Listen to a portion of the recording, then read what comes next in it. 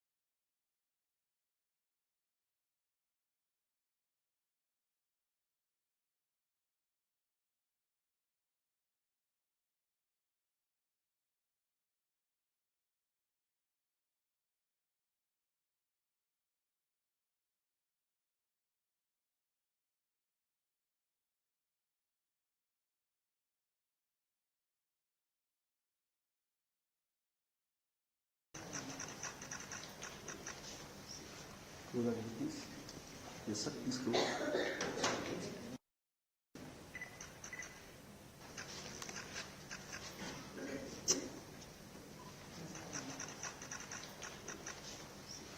probabilities, the second school,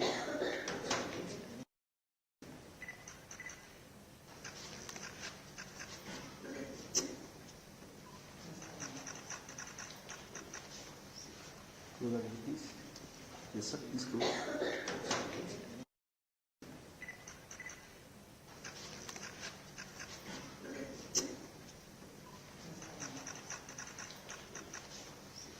probabilities, Yes, sir. Please go.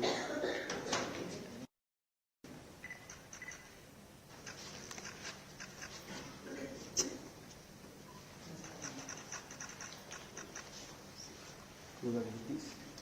Yes, sir. Please go.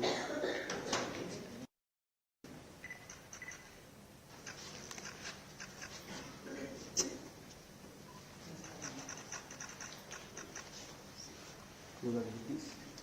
Yes, sir. Please go.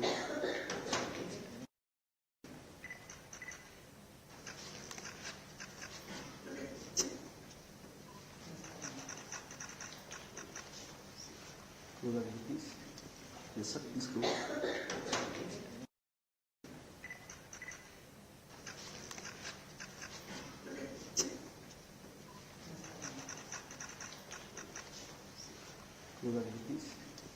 Yes, sir. Please go.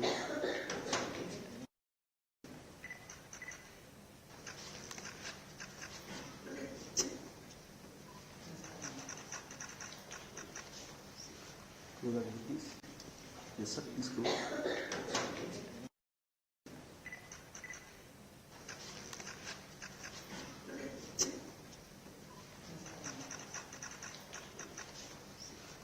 Go ahead, please.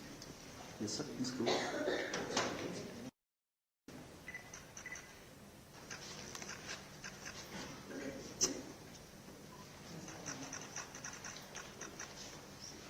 Go ahead, please. Yes, sir. Please go.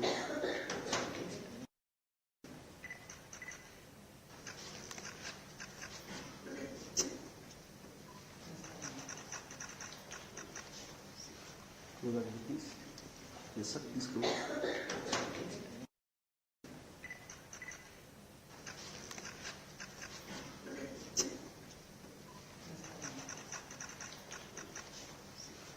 Go ahead, please. Yes, sir. Please go.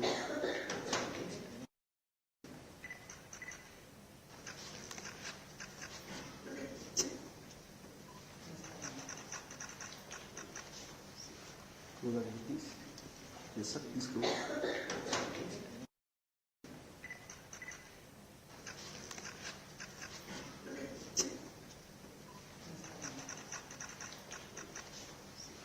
Go ahead, please. Yes, sir. Please go.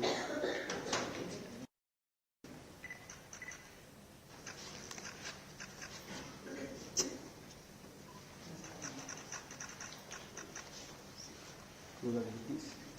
Yes, sir. Please go.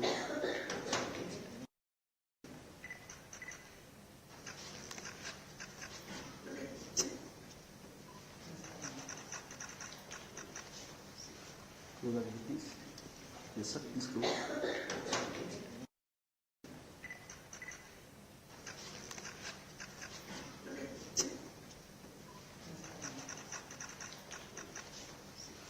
Go ahead, please. Yes, sir. Please go.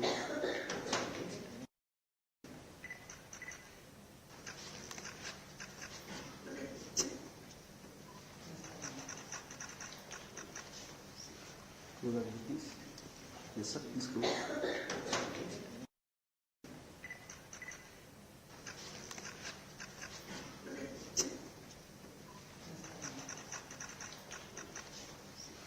Go ahead, please. Yes, sir. Please go.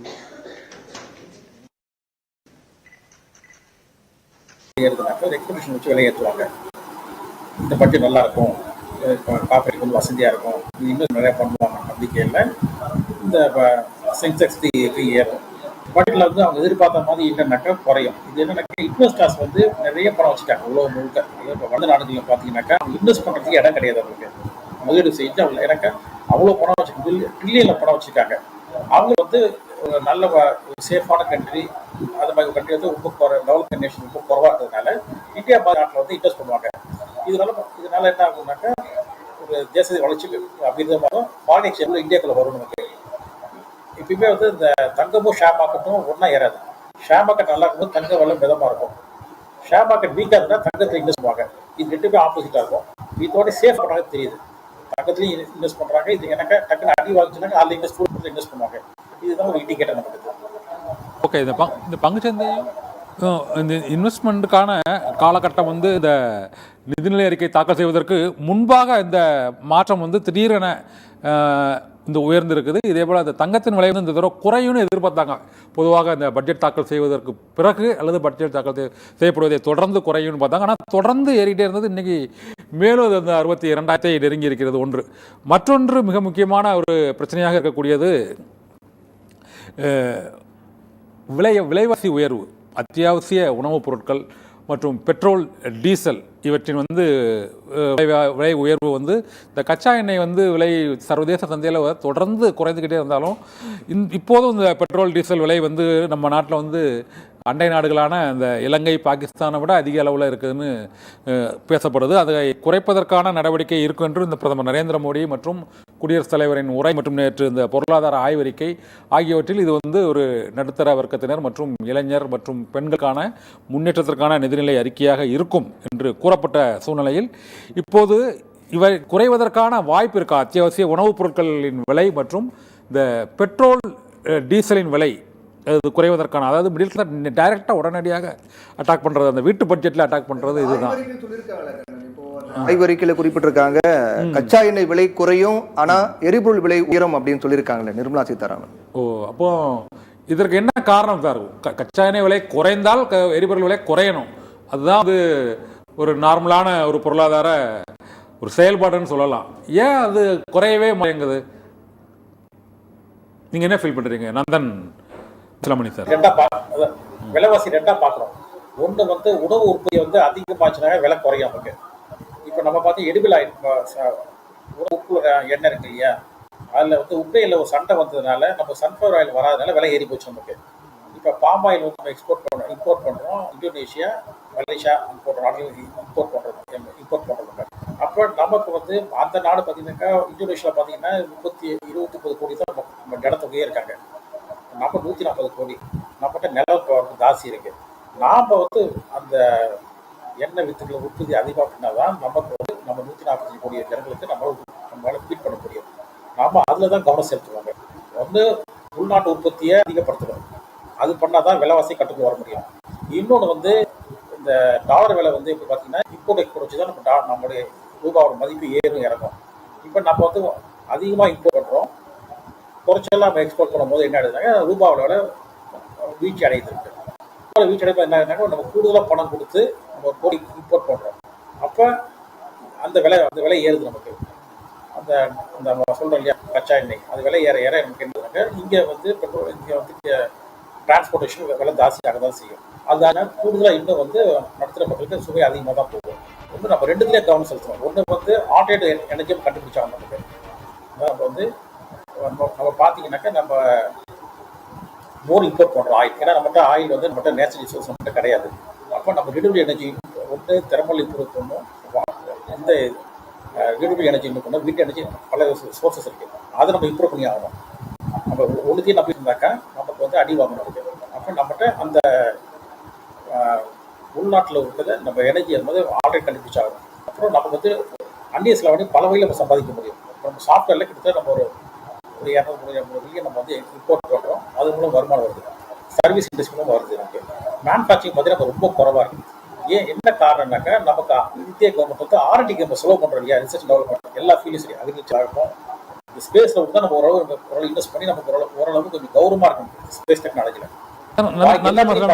Nandan ஒரே ஒரு நிமிஷம். கடந்த ஆண்டு முக்கிய துறைகளில் இந்த நிதிநிலை அறிக்கையில் எவ்வளவு நிதி ஒதுக்கீடு செய்திருந்தாங்க அப்படிங்கிற அந்த ஒரு பறைகளை மட்டும் நம்ம பார்க்கலாம். பிரவீன், அதை நீங்கள் சொல்லுங்கள். பிரவீன், நிச்சயமாக கடந்த ஆண்டு மத்திய பட்ஜெட்டில் எந்தெந்த முக்கியமான துறைகளுக்கு எவ்வளவு நிதி ஒதுக்குனாங்க அப்படிங்கிறத பற்றி நம்ம இப்போ ஃபுல் ஸ்க்ரீனில் பார்க்க போகிறோம்.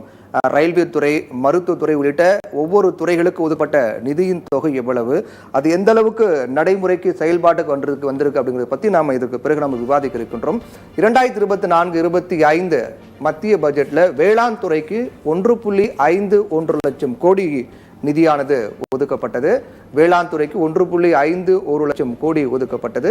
ஒவ்வொரு துறைக்கும் நிதி ஒதுக்கப்பட்டு அந்த நிதியானது எந்த அளவுக்கு செலவழிக்கப்பட்டிருக்கிறது, என்னென்ன புதிய கட்டமைப்புகள் உருவாக்கப்பட்டிருக்கு அப்படிங்கிற பற்றியும் ஒவ்வொரு துறை வாரியாக நம்ம பார்த்துட்டு இருக்கோம். 2024-25 மத்திய பட்ஜெட்டில் வேளாண் துறை என்பது மிக முக்கியமான ஒரு துறையாக பார்க்கப்படக்கூடிய நிலையில் வேளாண் துறைக்கு மட்டும் 1.51 லட்சம் கோடி நிதி ஒதுக்கப்பட்டது.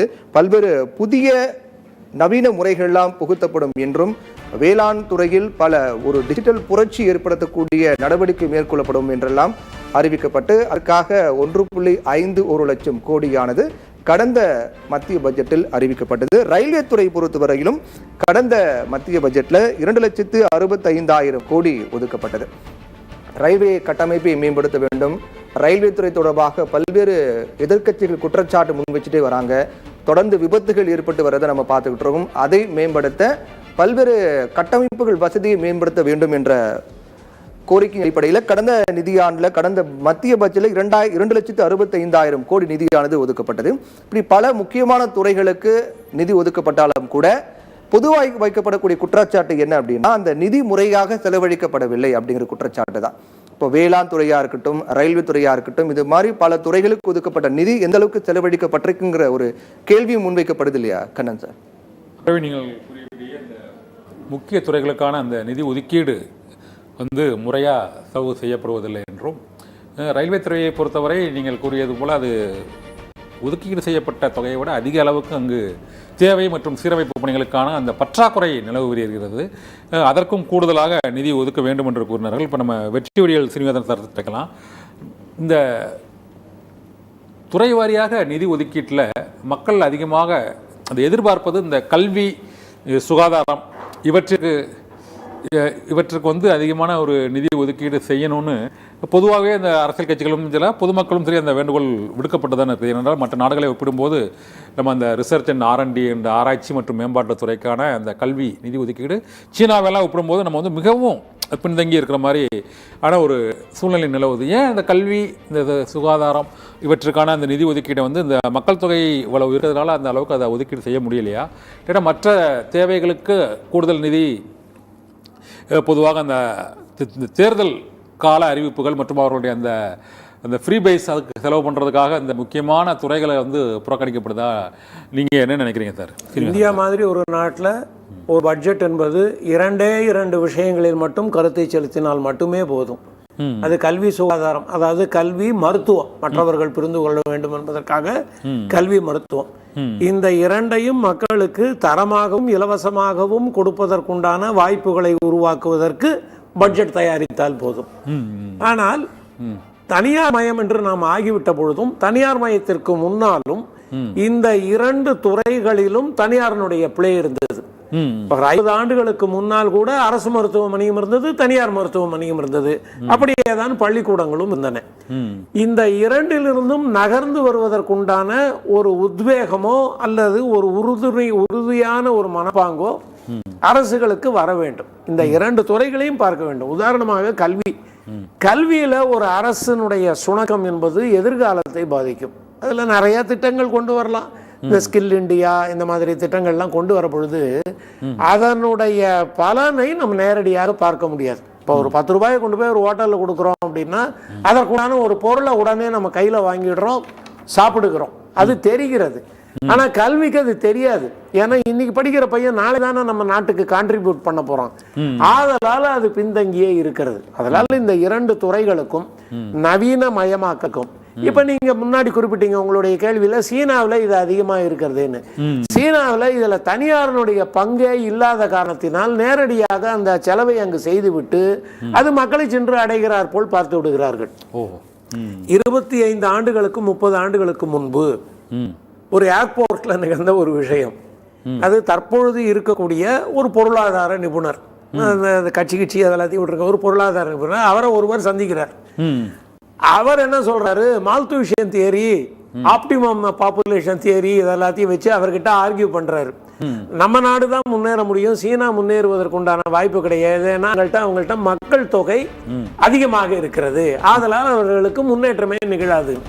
அப்ப இவர் அவருக்கு பதில் சொல்றாரு, ஒரு வயிறு 2 கைகளை கொண்டு வருகிறதுங்கிறது மால்தூஷியன் தியரியில் இருக்கக்கூடிய ஒரு கான்செப்ட்.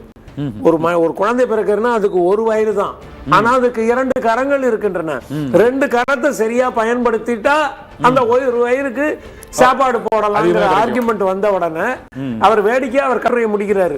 நான் அந்த ஆளை தேடிக்கிட்டு இருக்கேன், அந்த ஆளு எங்கேயோ போயிட்டு வரேன்ட்டு போனாரு, ரெஸ்ட் ரூம் போயிட்டு வரேன்ட்டு போனாரு, ஆளையே காணும் அப்படின்றாரு. இன்று உண்மையாகி இருக்கிறது. காரணம், சீனாவினுடைய குரோத்தை நம்மால் பார்த்து பிரமிக்க முடியாமல் இருக்க முடியாது. அப்படிப்பட்ட ஒரு முன்னேற்றத்தை அவர்கள் கொண்டு வந்துட்டாங்க. உலகிலேயே எந்த நாடும் செய்யாததை, மலையிலிருந்து கீழே இறங்குவதற்குண்டான பாதையை மலைக்கு வெளியே அமைத்திருக்கிறார்கள். அது மக்கள் தொகை பெருக்கத்தை அவர்கள் சரியான முறையில் பயன்படுத்தினாங்க. நம்ம தொடர்ந்து பேசலாம் சார். இது பிரேக்கான நேரம். மத்திய பட்ஜெட் 2025-26 சிறப்பு நிரலை ஒரு சிறிய விளம்பர இடைவேளைக்கு பிறகு தொடரும்.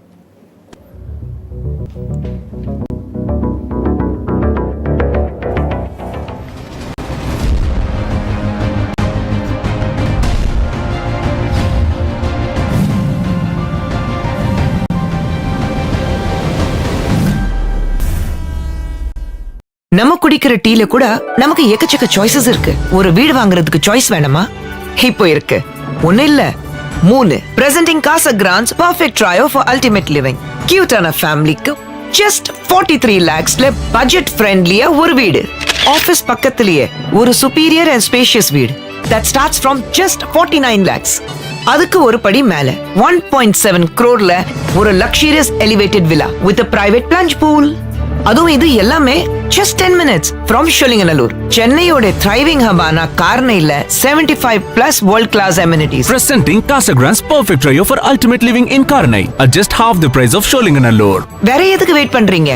இந்த perfect trio-ல இருந்து உங்க perfect வீடை இப்போவே சூஸ் பண்ணுங்க. To book, call 9848333233.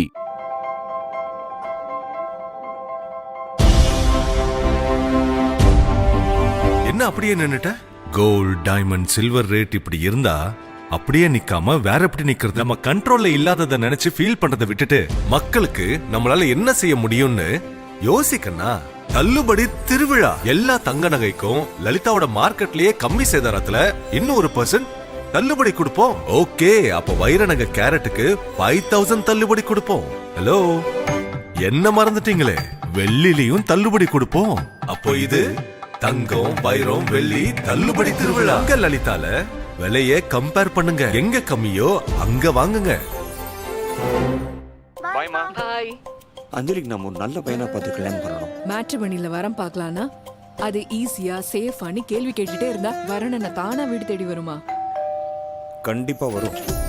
Tamil matrimony இலவச டோர் ஸ்டெப் சர்வீஸ், அதிக பிரைவசி, வாட்ஸ்அப் மூலமா வரன்கள், வரன் அமைத்து தரும் உதவி மற்றும் பல புது சர்வீசஸ் இருக்கு. இப்பவே கால் பண்ணுங்க. வெள்ள வெட்டி கட்டி வெள்ள சட்டை போட்டு வீரமே நடந்தா ஈசோப் இருக்கு. இனி இல்லை அழுக்கு. ஈசோப். 2025-26 மத்திய பட்ஜெட் தின சிறப்பு நிகழ்ச்சிகள் அனைத்தையும் வழங்குவோர் ஜி ஸ்கொயர். சென்னையின் புது தலைநகர் வண்டலூர் தான். வண்டலூரில் ஜி ஸ்கொயர் ரீகல் பார்க் துவக்கம். தாம்பரத்திலிருந்து 2 நிமிடம் பாதி விலையில்.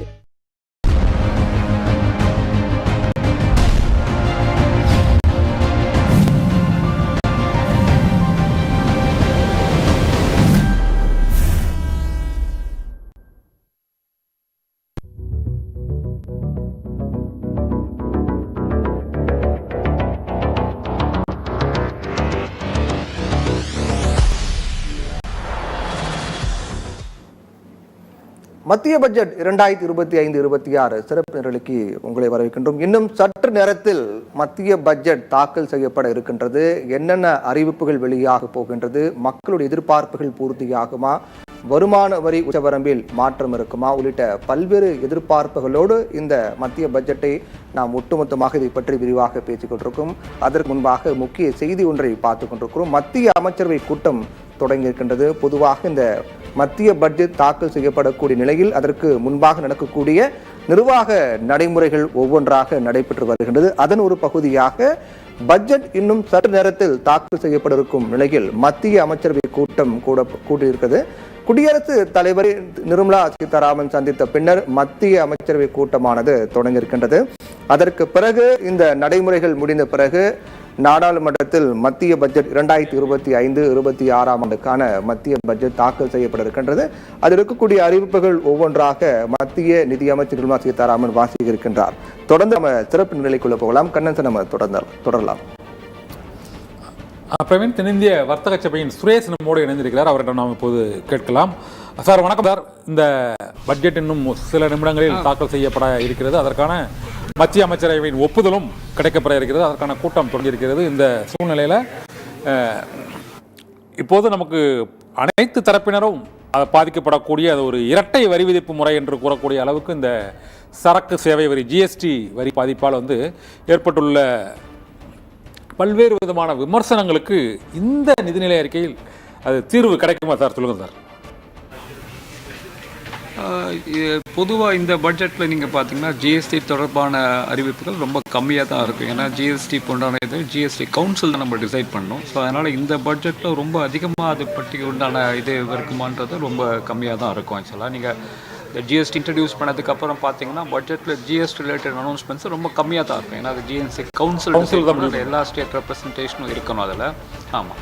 ஆனால் நம்ம வருமான வரி தொழில்கள் நிறையா இது எதிர்பார்க்குறோம். குறிப்பாக தனிநபர் வருமானத்தில் இன்றைக்கி ஏன்னா நம்ம அந்த கன்சம்ஷன் ரொம்ப கம்மியாக இருக்கிறதுனால நீங்கள் பார்த்தீங்கன்னா எல்லா எஃப்எம்சிஜியுமே அந்த ஒரு அவங்களுடைய ரிசல்ட்ஸ் பார்த்தீங்கன்னா ரொம்ப ரிப்போர்ட்டிங் கம்மியாக தான் இருக்குது ஆக்சுவலாக.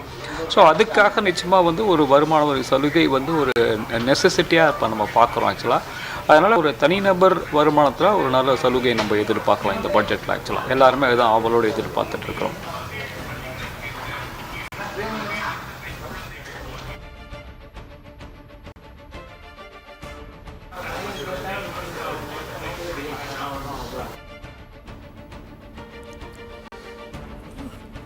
இந்த நிதிநிலை அறிக்கையில் இப்போது நம்ம அவந்தி நடராஜன் அவர்களிடம் கேட்கலாம். வணக்கம். இந்த நிதிநிலை அறிக்கை தாக்கல் செய்யப்படக்கூடிய இந்த இன்னும் சில நிமிடங்கள் மட்டுமே இருக்கக்கூடிய சூழ்நிலையில் இந்த உங்களுடைய பார்வையில் இந்த நிதிநிலை அறிக்கையில் என்னென்ன எதிர்பார்ப்புகள், அறிவிப்புகள் மற்றும் மக்கள் பிரச்சனைக்கான தீர்வுகள் என்னென்ன இருக்கும் நீங்கள் எதிர்பார்க்குறீங்க? சார், நான் ரெண்டு விஷயங்கள் பற்றி மட்டும் பேச விரும்புகிறேன். ஒன்று பெண்களுக்கு என்ன இதனால் கிடைச்சா நல்லாயிருக்கும். அடுத்து எஜுகேஷன் எந்த அளவுக்கு நமக்கு இன்வெஸ்ட்மெண்ட்ஸ் நம்ம யூனியன் பட்ஜெட்டில் நமக்கு ஒரு அலோகேஷன் இருந்தால் நல்லாயிருக்கும்ட்டு. கடைசி வருஷம் பார்த்தீங்கன்னா நமக்கு அரௌண்ட் 3 lakh crores கிட்ட விமன் லெட் இனிஷியேட்டிவ்க்கு நமக்கு ஸ்கீம்ஸ் ஆகட்டும் எல்லாமே வந்துட்டு இருந்தது. இந்த வருடமும் நம்ம அந்த மாதிரியான ஒரு பங்களிப்பை கவர்மெண்ட் கிட்டேருந்து எதிர்பார்க்குறோம். விமன் லெட் பிஸ்னஸை நம்ம இன்க்ரீஸ் பண்ணுறதுக்கு இந்த லோ ரேட்ஸில் if they give loans as well as அந்த வெஞ்சர் கேபிட்டல்ஸ் இருக்காங்க இல்லையா, அது பெண்கள் நடத்தும் தொழில்களுக்கு மட்டும் தனி பிரத்யோகமாக கிடைச்சதுன்னா ஐ திங்க் அதுவுமே ரொம்ப நல்ல விஷயமா இருக்கும்னு நான் நினைக்கிறேன். இது எஜுகேஷன் பொறுத்த வரைக்கும் பார்த்தீங்கன்னா ஆர்டிஃபிஷியல் இன்டெலிஜென்ஸையோ இல்லை எமர்ஜிங் டெக்னாலஜிஸையோ நம்ம மறுக்க முடியாது அதோட தாக்கத்தை.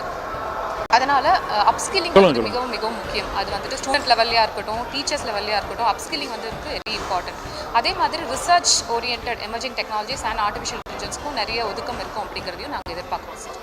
நன்றி, உங்களுடைய கருத்துக்களுக்கு மிக்க நன்றி. அடுத்து நம்மளோடு இணைந்திருப்பது இந்த வங்கி அதிகாரிகள் சங்கத்தின் தாமஸ் பிராங்கோ நம்மோடு இணைந்திருக்கிறார். அவரிடம் கேட்கலாம். சார் வணக்கம். சார்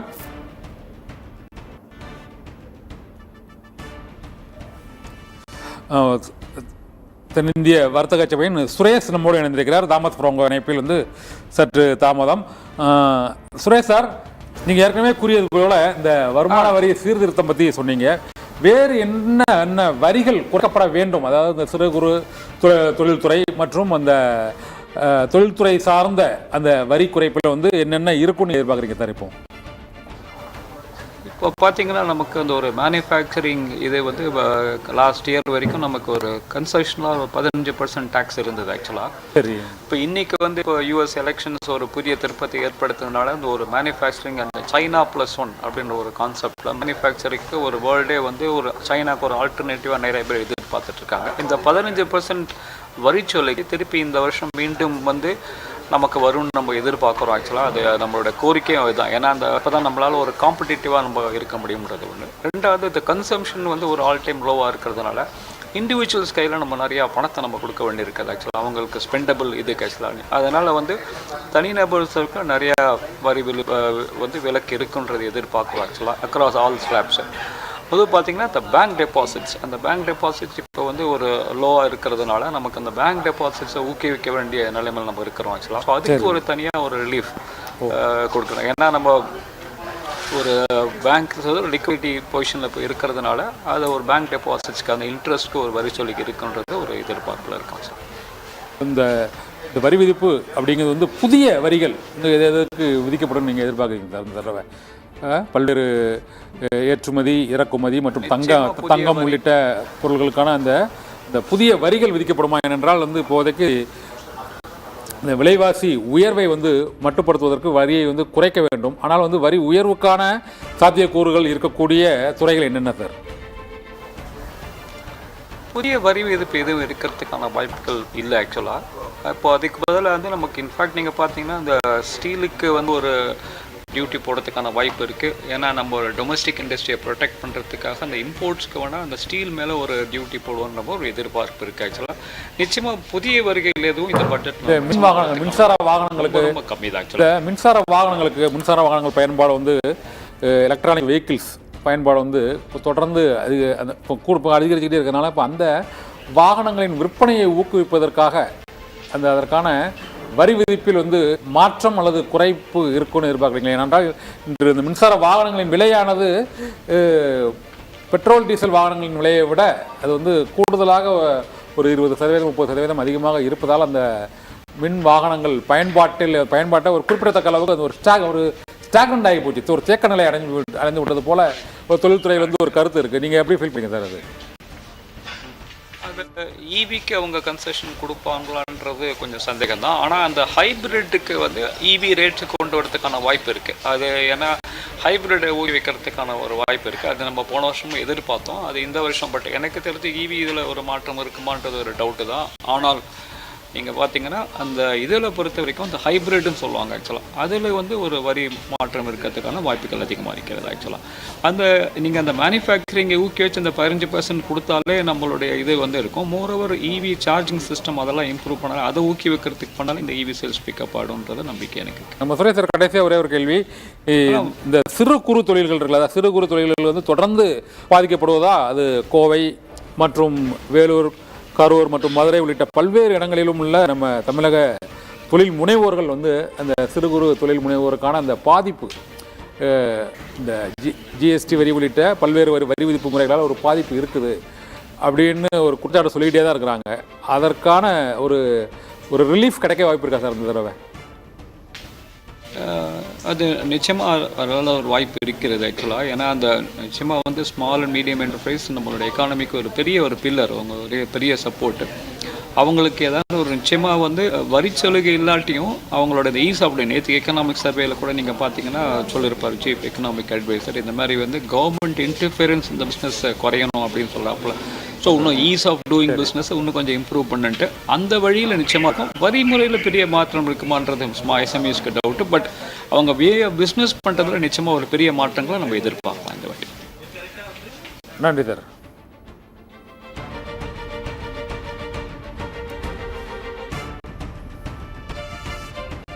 நன்றி. ஒரு சிறிய இடைவேளைக்கு பிறகு மீண்டும் பட்ஜெட் மீதான அந்த சிறப்பு விவாதம் தொடரும்.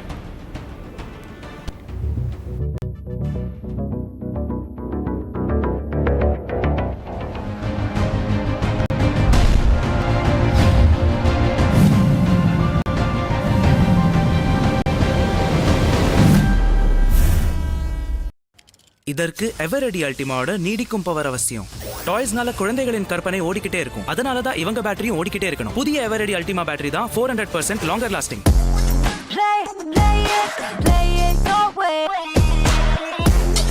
Sarah, this is your space, play it your way. கலட்ரஸ போட்டு காலர தந்துக்கி கலக்கல நடந்தா ஈசோப் இருக்கு, இனி இல்லை அழுக்கு. ஈசோப் பயோடேட்டாவை வச்சு லைஃப் பார்ட்னரை செலக்ட் பண்ண முடியுமா? இனி அந்த டென்ஷன் இல்ல. தமிழ்ஷாதி.com ஷாதி லைவ் இருக்கு. 1 மணி நேரத்துல பொருத்தமான 10 ஆன்லைன் மீட்டிங் பிடிச்ச மேட்சஸோட. Shaadi live free for all. Download now. பொதுவா வாடகை வீட்டிலிருந்து சொந்த வீட்டுக்கு போகும்போது இங்கு வாழ்க்கைங்கிற கதையே தொடங்கும். நம்ம குழந்தைகளோட கிறுக்கல்கள் இங்கேதான் ஊதியமாக மாறும். பேருக்காகவும் பெருமைக்காகவும் வீடு வாங்குறதை விட நமக்கு பிடிச்ச மாதிரி வீடு வாங்க. உங்க மனசுக்கு பிடிச்ச வீட்டை அசட்சி ஹோம்ஸ்ல வாங்குங்க.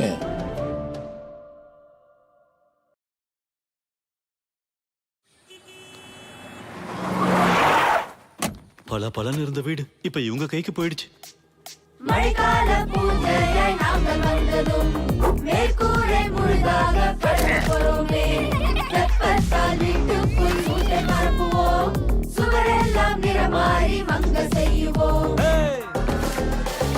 நம்பிக்கைப்படுகின்ற காலம் வந்ததே, பூஞ்சையின் பேச்சுக்கு வேலை இல்லையே, 10 ஆண்டு பொலிவுடன் அழகாய் மிளிர பர்ஜரின் லாங் லைஃப் தான் வந்து விட்டதே. Berger weather coat long life, நீண்ட காலம் நீடிக்கும்.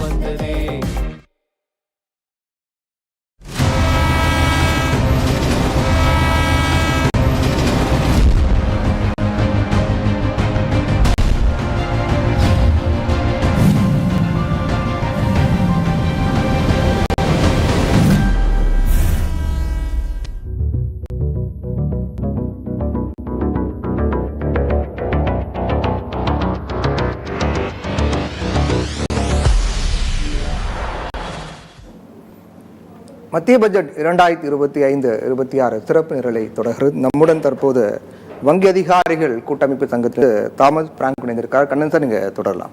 தாமஸ் பிராங்கோ சார், வங்கிகள் அந்த வங்கிகளோட டெபாசிட் தொகை அந்த அதிகரிப்பதற்கான நடவடிக்கைகள் மற்றும் வங்கிகள் வந்து இந்த கடன் சாமானிய மக்களுக்கு வழங்குவதில் ஏற்பட்டுள்ள ஒரு தேக்க நிலை, இப்போது பொதுத்துறை வங்கிகளிலிருந்து கடன் பெறுவது வந்து ஒரு மிகப்பெரிய ஒரு போராட்டமாக இருக்கக்கூடிய சூழ்நிலையில் இந்த நிதிநிலை அறிக்கையில் இந்த விவசாயிகள் மற்றும் வந்து இந்த அமைப்பு சாரா தொழிலாளர்கள்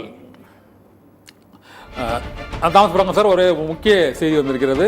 மத்திய பட்ஜெட்டுக்கு இப்போது தாக்கல் செய்வதற்கு முன்பான அந்த நிர்வாக நடைமுறையான மத்திய அமைச்சரவை கூட்டம் நடைபெற்று அதற்கான ஒப்புதல் வழங்கப்பட்டிருக்கிறது. நிதிநிலை அறிக்கை தாக்கல் செய்வதற்கு முன்பாக பிரதமர் நரேந்திர மோடி தலைமையிலான இந்த மத்திய அமைச்சரவை கூட்டம் நடைபெற்று அதற்கான ஒப்புதல் வழங்கப்பட்டிருக்கிறது. இந்த ஒப்புதல் வழங்கப்பட்ட இன்னும் ஒரு சில நிமிடங்களில் நாடாளுமன்றத்தில் அந்த நிதிநிலை அறிக்கையை நிதியமைச்சர் நிர்மலா சீதாராமன் தாக்கல் செய்வார். நிர்வாக நடைமுறையின் கடைசி கட்டம்தான் இந்த மத்திய அமைச்சரவையின் ஒப்புதல். அதற்கு முன்னதாக நிதியமைச்சக அதிகாரிகளுடன் அவர் ஆலோசனை நடத்திவிட்டு அதைத் தொடர்ந்து குடியரசுத் தலைவர் திரௌபதி முர்முவை சந்தித்துவிட்டு அதன் பின்னர் இப்போது அந்த 2025-2026 நிதிநிலை அறிக்கைக்கான ஒப்புதல் மத்திய அமைச்சரவை கூட்டத்தில் இப்போது வழங்கப்பட்டிருக்கிறது. மத்திய அமைச்சரவை கூட்டத்தில் 2025-26 நிதிநிலை அறிக்கைக்கான ஒப்புதலை மத்திய அமைச்சரவை வழங்கியிருக்கிறது. இதையடுத்து நாடாளுமன்றத்தில் இந்த நிதிநிலை அறிக்கை வாசிக்கப்படும். அப்போது அத்தனை துறைகளுக்கும் எவ்வளவு நிதி ஒதுக்கீடு, என்னென்ன புதிய திட்டங்கள், என்னென்ன புதிய அறிவிப்புகள் மற்றும் மத்திய அரசு என்னென்ன புதிய திட்டங்களை இந்த ஆண்டு செயல்படுத்தப் போகிறது உள்ளிட்ட பல்வேறு அம்சங்கள் தொடர்பாக இந்த மத்திய அமைச்சரவை ஒப்புதல் அளித்திருப்பது இந்த பட்ஜெட் தாக்கலில் ஒரு மிக முக்கியமான அம்சம். அது தற்போது நிறைவடைந்திருக்கிறது. இப்போது நாம் தாமஸ் பிராங்கோவிடமே கேட்கலாம். சார், உங்களிடம் கேட்டது போல பொதுத்துறை வங்கிகளில் சாமானிய மக்கள் கடன் பெறுவது இப்பொழுது ஒரு குதிரை கொம்பாகிவிட்ட ஒரு சூழ்நிலை ஏற்பட்டிருக்கிறது. பல்வேறு விதமான நடைமுறைகள் வந்திருப்பதால் இப்பொழுது வீட்டுக்கடன் உள்ளிட்ட அத்தியாவசிய கடன் வாங்குவதற்கு கூட அவர்கள் இப்போது தனியார் வங்கிகளை நாடக்கூடிய ஒரு சூழ்நிலை ஏற்பட்டிருக்கிறது.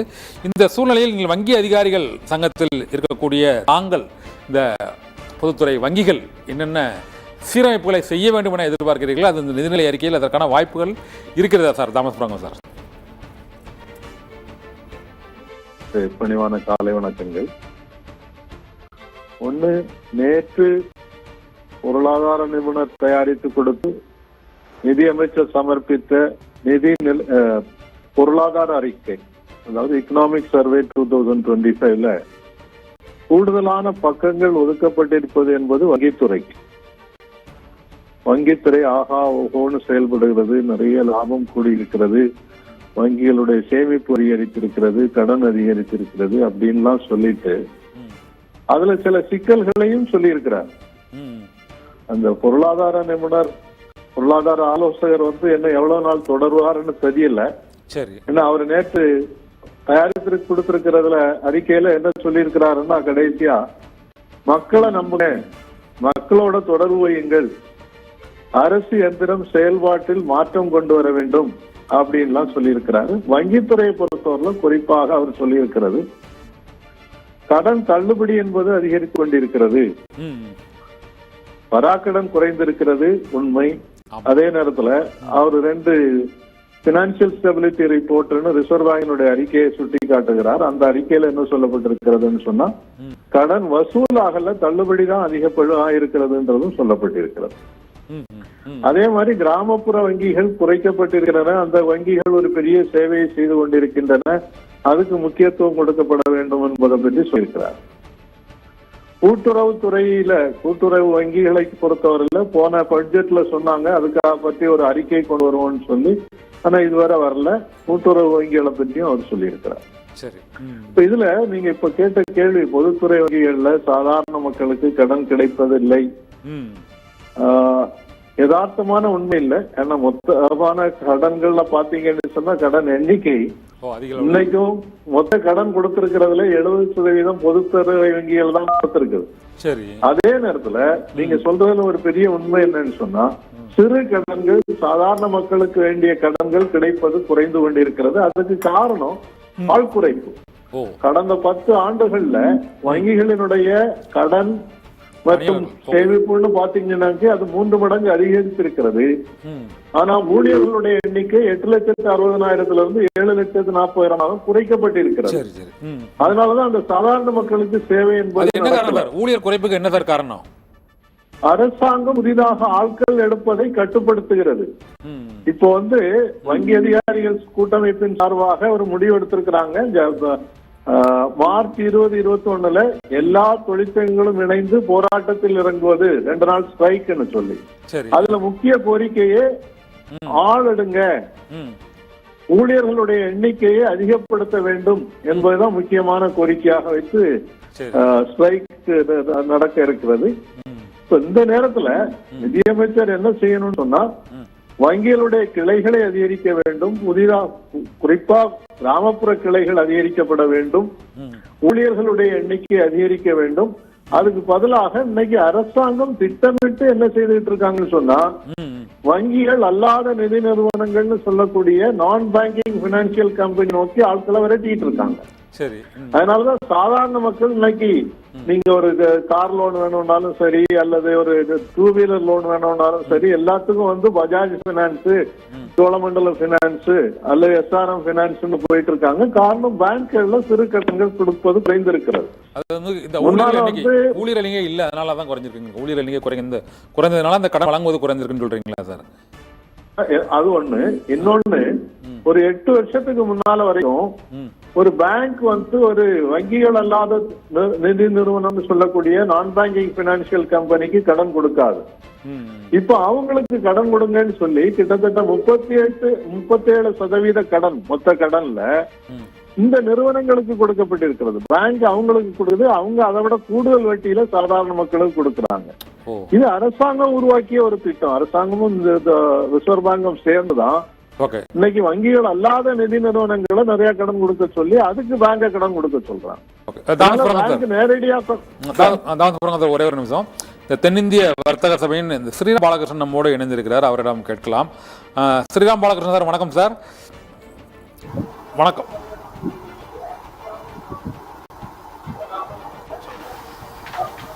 இந்த நிதிநிலை அறிக்கை தாக்கல் செய்யப்படக்கூடிய இன்னும் சில நிமிடங்களில் நிதிநிலை அறிக்கை தாக்கல் செய்யப்பட இருக்கிறது. தென்னிந்திய வர்த்தக சபை வர்த்தகர்கள் சார்பாக நீங்க இந்த நிதிநிலை அறிக்கையில நீங்க மிகவும் எதிர்பார்க்கக்கூடிய அம்சங்கள் என்னன்னு சார்?